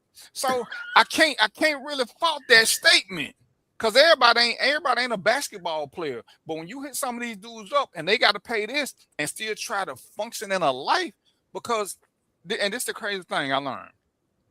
When you have a child, they look at your income and they take a percentage. That ain't how alimony works. Because if it did, then we could get rid of that phrase. But some of these brothers, they don't go, the way it's set up, and it's a crazy thing. But see, sometimes that part is true. It is cheaper to keep her. You've been unhappy. We've been living through unhappiness forever and ever and ever. It's hard to live through being broke, though. It's hard as hell, because all y'all on here got at least $30. We know that money provides security. We know this. Only people who say money don't mean nothing is broke folk, because they ain't never had none. But would you rather be unhappy in your house or happy and free as a bird stand up under the bridge? I think I would say realistically, none of us would be up under a bridge. Okay. That what them folk on the bridge think too, though. Don't nobody ever think they're gonna be up under the bridge, Sherry. No, a lot of them some of them people under the bridge are content being under the bridge. A lot wake up saying when I grow up. A lot of them homeless people have mental illness. Majority of them have mental illness. But first of all, there's always an exception to the rule, okay? But I'm just simply saying, what is more important to you in your life, having money or having peace?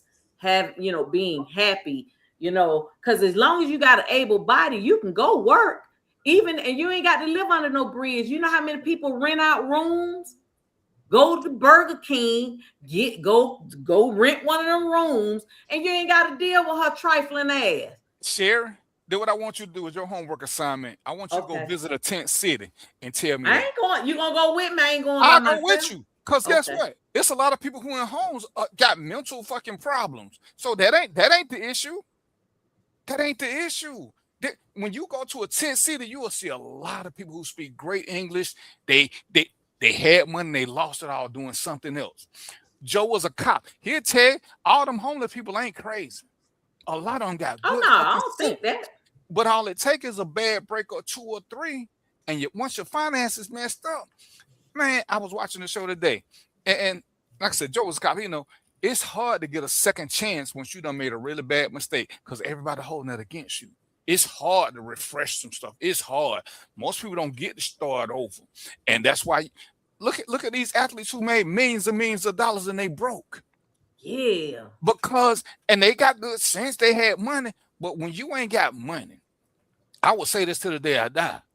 You ain't finna be happy without it, because you're struggling all the time.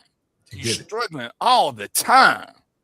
Well, I was broke for a long time with 2 children I was taking care of. I still had a house, my car. I wasn't making but $26,500. I had daycare fees. I had a car note, but I was still happy because I ain't have to get it from nobody else. I was doing it all on my own. Sarah, you were making $26,500. Yeah. Do you know there's people like him who's struggling to make 12? That was back then. That was way back then. And But I had children. My point is, I even had children. Yeah, that's no money. Hold on. And I had children, and I was in college. Yeah, that's budget. You a budget superstar, Sherry. But everything you just said you weren't struggling. Because people who struggling, they ain't got time for college, Sherry. They got to work all these jobs just to pay. Look at what I have to disagree with you. I was 15 when I had my child. Look at what these people charge when they charge you by the day. Anybody who's staying in a hotel that charges by the day or by the week, they paying more than I'm paying for mortgage. Them shits ain't cheap. They are. Ain't nobody doing $30 a day for a room. They still charge you. A room costs $100 a day. You know what that is in 30 days? That's more than most mortgages, Sarah. Okay, so listen. So I was 15 when I had my daughter, right? Okay. My mom dropped out of high school in 11th grade. So all she ever did was, just work, job, waitress, different stuff like that. So I had to decide how I was going to finish high school. My mom, she got 11th grade education. When she had children, she dropped out of school. That was it. So she didn't tell me what to do or what not to do. Bottom line for her is you got to take care of that baby. So I had to figure it out. So you know what? I went to the welfare office. I got food stamps. I got a check. And they helped me with daycare. I was working at Burger King. I switched from day school to night school because I needed to have a job to be able to pay my portion of the daycare. I was on the bus. I was on the bus everywhere I went until I graduated high school. But I was on the bus back and forth. My brother would give me a ride to night school. And that was my day, 6 a.m. in the morning to 10 p.m. at night, Monday through Thursday. So after that, now mind you, I'm getting a check, food stamps or whatever. I'm staying with my mama. My mama on Section 8. So what I ended up doing was, because my mom lived over there in Section 8, you know what I did? Went over there to the rent office. And because she knew my mama, because she knew all of us over there, got me an apartment on Section 8. My rent was $35. Okay, $35. I used to get a check for $235, and then I would get food stamps. I had bukus of food stamps, like $300, or whatever. The point I'm making is, because then I ended up going to college. When I graduated college with my bachelor's degree, right, I got off like assistance. I got off of that. I was just like regular folks, and again, like I said, I was making $26,500. That ain't a lot. Even back then, my mortgage was $800. And then I still had to pay daycare for my son. And the point I'm making is that it's the decisions that people make. And a lot of times people don't use the systems in which they pay into and get themselves where I got myself out of it. I could have been just like my mama, but I had to be smarter than that. Ain't nobody tell me to go to college. I just looked around, and when people started asking me, I was dating a guy who was in college, and he would, whenever I would go around him and his friends, the first thing they used to ask me is, what school you go to? I was 23. I said, I don't go to no school. I'm looking like, is that a normal thing, or whatever? But I felt embarrassed. Like, oh, damn, well, maybe I'm supposed to be in school or something. And so the guy that I was dating at the time, I asked him, you know, how was college, whatever. He told me to start off at a community college, which I did. I went for 2 years. Then I went to Georgia State, you know, and then I got my bachelor's. And then I started working for Georgia State because where I was a student assistant at Georgia State, because they liked me so much, they created a position for me. And then, I mean, I'm getting paid for $10 an hour, but they created a position for me. And then when a staff position came open in the economics department, I got that job. That's why I was making the $26,500. But I got my master's for free because I was working there. So my point is that you gotta, there is no excuse to be unhappy. I was broke as a joke, but I was happy as hell. I ain't had no clown ass niggas getting on my nerves, bringing down my damn my self-esteem and all that. I was happy. So to me, that's why for me, if I'm with a dude, I have myself set up in a position that if he say, Sherry, get out, okay, I ain't finna argue about all that bullshit. I can go get me I go get me a room. I can go get me a hotel room or apartment or whatever. Because people don't prepare and people don't make the right decisions, that's why they unhappy. Sherry, I'm gonna sit here and tell you, Yolanda said it best. You were blessed. Ask any man with a child where he can go. There is nowhere. There are no shelters for men with children. Not one. I've been fighting for this for 15 years. There is nowhere a man with a child can go. Nowhere. He can't get welfare. WIC stands for what? Women and infant children. Women and infant children. It don't stand for parent and infant child.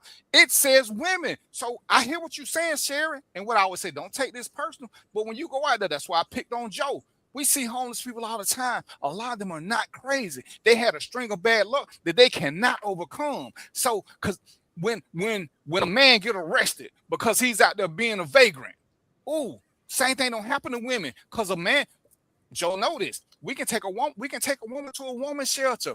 To get into a man's shelter, it's a long ass line. So he gonna end up going to jail. Now that he got a jail record, he ain't finna get none of them breaks you got, Sherry. You had somewhere to stay. So your situation ain't even close to the norm. That's why you can say, hey, your mama had this, but she had a place to stay. So every time you go to the projects, any project, tell me how many single men you see with apartments. None. Or now 12. that I didn't see. You're right about that. So men don't have the same benefits that women can get. The system ain't built for us to fail. So when we fail, it's just a super hardship. Mark can't prove he don't work nowhere for 6 weeks. Don't nobody want to give 6 months. Don't nobody want to give him a job. So it's a whole different animal. Because now he can't get a job. He can't do this. He can't hold on to his car. School is out the question. What are you going to do now? He got a record because when me and Joe ain't got nowhere to put him and he trying to find a place to sleep, we ain't got no choice but to lock him up. So now he got a record. He going to sit in jail for 6 months to 18 months waiting on the hearing. He ain't even in a hurry to get out because ain't nothing out there waiting for him, Sherry. So we can't keep saying ain't no excuses. So no, I'm saying people like you, Joseph, y'all regular people. If y'all have to pay alimony, y'all able-bodied, get out there and get 2-3 jobs like them Jamaicans. You can make it work. You ain't gonna be outside under the bridge. Joe, Mo, Mark, I guarantee you, we are not regular men. We are not regular men. When somebody tries to say, oh, you different because you got up out the hood. I am different. Everybody don't make it up out the hood. Everybody don't get to make it to what Joe make it. Hell, Mark got his own business. This ain't what happens with normal black men. Yeah, we are fucking exceptional. It don't happen there like that. We know some who are, but we know more who aren't. Because we can sit back and point to people we grew up. We can all go back to our hood. Well, if they still existed, it's still some people in them same hood that we grew up with who are doing the same shit because they could never get ahead. And some of it because they didn't want to. But a lot of them dudes are smart.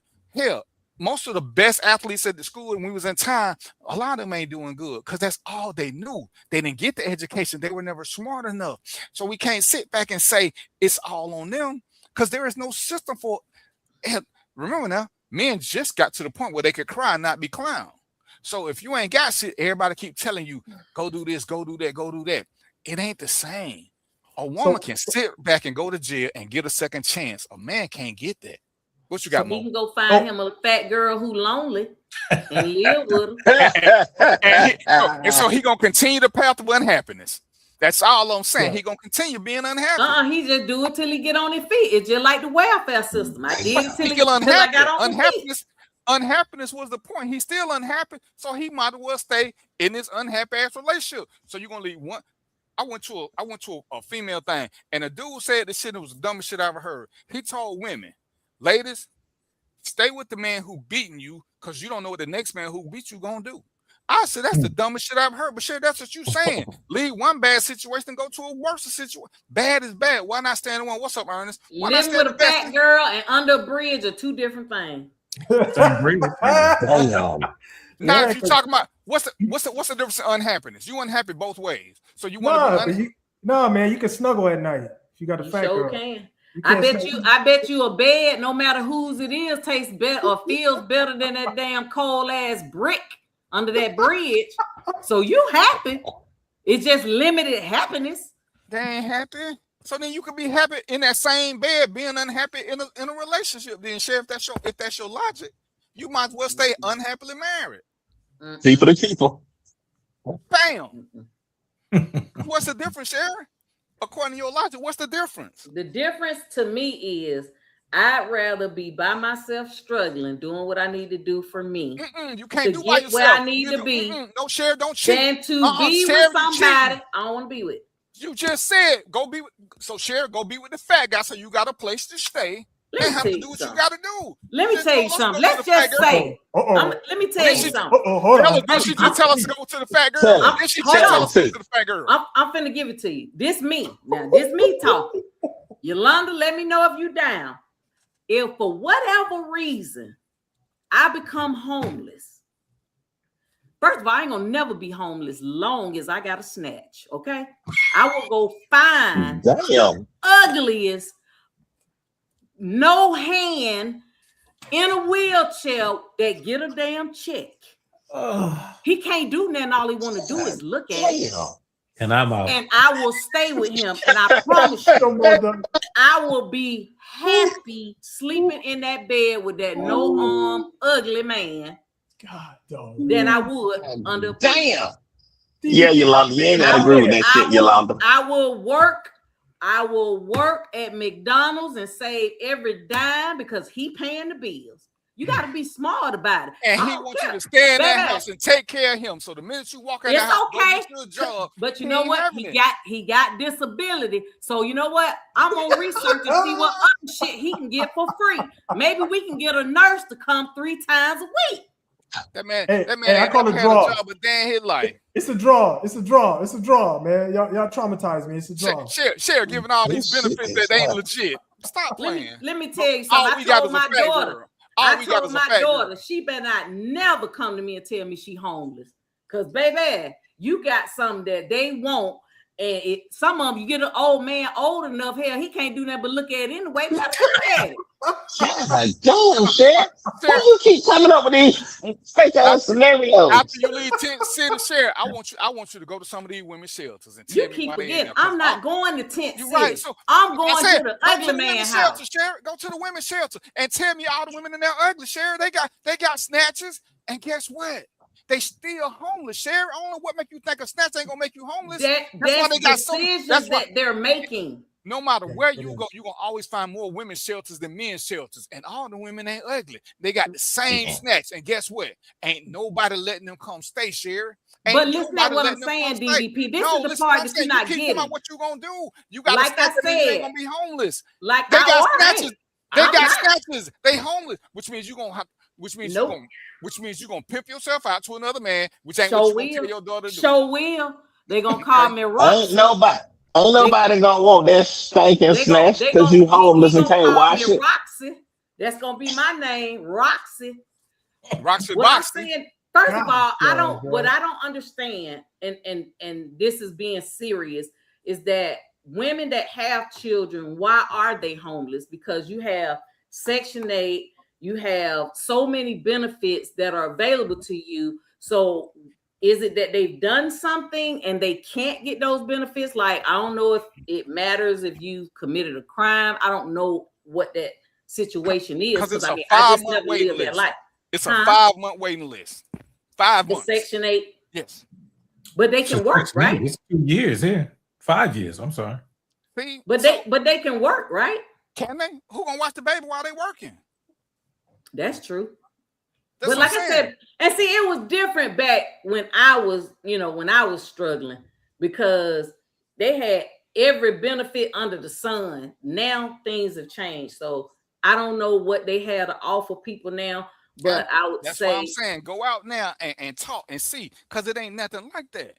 It ain't nothing like that. When you got to wait 2-3 years to get a place to stay, you got to wait 2-3 years to get your kids something to eat, and you saying you won't do this or you won't do that. well, and I definitely I get what you're saying, but again, to me, it still goes back to their choices. How many children you have? If you know how we got some people that just don't understand birth control. My friend girl had 3 of her daughter's children because somebody took one of the other ones. Sherry, yes. When you decide to let this fat dude have his way with you, because that's where you're gonna stay. I ain't say he was gonna be fat. I said he was gonna be crippled. Okay, but when he crippled and to gain compliance over you, he put a little something in your drink and turn you into an addict. Your life has changed. It ain't because of now decision you made, Sherry, or the decision you made not to sleep under the bridge, because under the bridge you couldn't have got drugged. But once you in this man's house, he drugged you, and shit, the rules just changed right then, because now you a junkie, Sherry. You act like we going deep. We going deep. I'm saying Joe, on the Joe, am I going deep, Joe? Ain't most of these women, Joe, most of these women get drugged at some point, and that's what took them on that path. So, Sherry, I'm going deep. Some of the things we talking real life. You talking about people you know. Me and Joe don't deal with people we know. We have to deal with real life. Joe, how much of this is hyperbole? I can honestly say about none. Everybody don't have the decision where they can stay at home with their mama. They don't. Yolanda was a prosecutor. They don't have the decision where they got a safe family member. They don't have a decision where it won't get them put into a sex trafficking ring. Sherry, it ain't got. It's circumstances. They can make the best of decisions. Some of the smartest girls have had to become streetwalkers because they got with a dude who had a place for them to stay. But it said, have a drink, have something to eat, put a little something in food. Her whole world changed just like that because she didn't want to sleep on the bridge. So that is the reality. So it ain't like they can sit there and say, oh, hell, the women out there who selling their snacks, guess what? They still homeless. They still staying in the room by the night. Yeah, they getting a room for him. It ain't that simple. What I'm saying, it's even worse for men. Is that there are always exceptions to the rule. And you were an exception. Some people are right. I ain't the only person that's an exception, but these four gentlemen, we are the exception. What I'm saying is like what you said earlier. We have to be accountable for some of the decisions that we make. And if some of these women or men are in particular positions, it probably stemmed from a decision they made, good, bad, or indifferent. But that was the effect of their actions. Could I add one thing? Could I add one thing here? As of today's date, let's say today is the 15th. There are 64,000 missing Black young women. They are the largest singular missing group in this country. 64,000. You don't hear shit about them. So if we take that into account, and that I think I honestly, being in this business or formerly in this business, I still think the number's low. So where are they? So are they being sex trafficked? Are they being trafficked internationally? Are they being murdered? Which probably is more likely than not. So those numbers should frighten anybody, particularly us. All right, it's 7:59. We got to give some parting shots out right here. We got to give some parting shots. Go ahead, go ahead, English teacher. We're gonna start with you. We're gonna do ladies first. Don't get cute. I can't help myself. Ugly one wheelchair riding fella. I appreciate y'all saying that I was blessed. I feel like just life in general, I am blessed, just period. It has nothing to do with what I have, don't have, or anything like that. But I do believe that sometimes you can have people raised in the same house, same rules and all of that, and people make different decisions based on, whether it's peer pressure or whatever. But I feel like initially we are responsible for some of the decisions that we make, because I think the decisions you make dictate the life you lead. But yeah, DVP, don't be hollering at me, and I am gonna get me a fat man. If I get to be homeless, and if he put me on drugs, hell, I'm 55. By that time, I'd be an old hoe. So you're gonna be 110 and dried up like a raisin. It won't even matter. So, but good show tonight. Hold it down, y'all. I love all y'all, everybody. We're going to tent, sit down the shelter. Be ready. You gonna take me for real? I'm gonna sit in the car while you go talk to him though. Shit. You can work out some trade. What you got? What you got, Mark? Hey man, great show. I'm glad Sherry agreed with the smartest person on the panel today twice. So I appreciate that, Sherry. And I did agree with you. Hey man, as always, great conversation. And let's do it again in 7 days. Mo, what it What's do? up?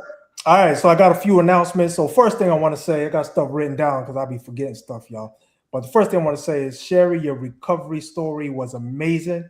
I don't give a damn what DVP was talking about. And it's a testament that people should never give up, because that shit I heard, that's amazing. Okay. I went through something similar, and so I understand, but that's just amazing. Number two, Israel, why Israel 444 in the comments? You are correct. The cause of many of these issues that we're talking about is the white man's construct. Absolutely correct, my man. And number three, if you look at my name tag, you'll see that right there, the People Society Discussions at gmail.com. That's an email. I got a few things coming up. Number one, tomorrow, I got a stock market basics class coming up. If you want to get in that class, send me an email.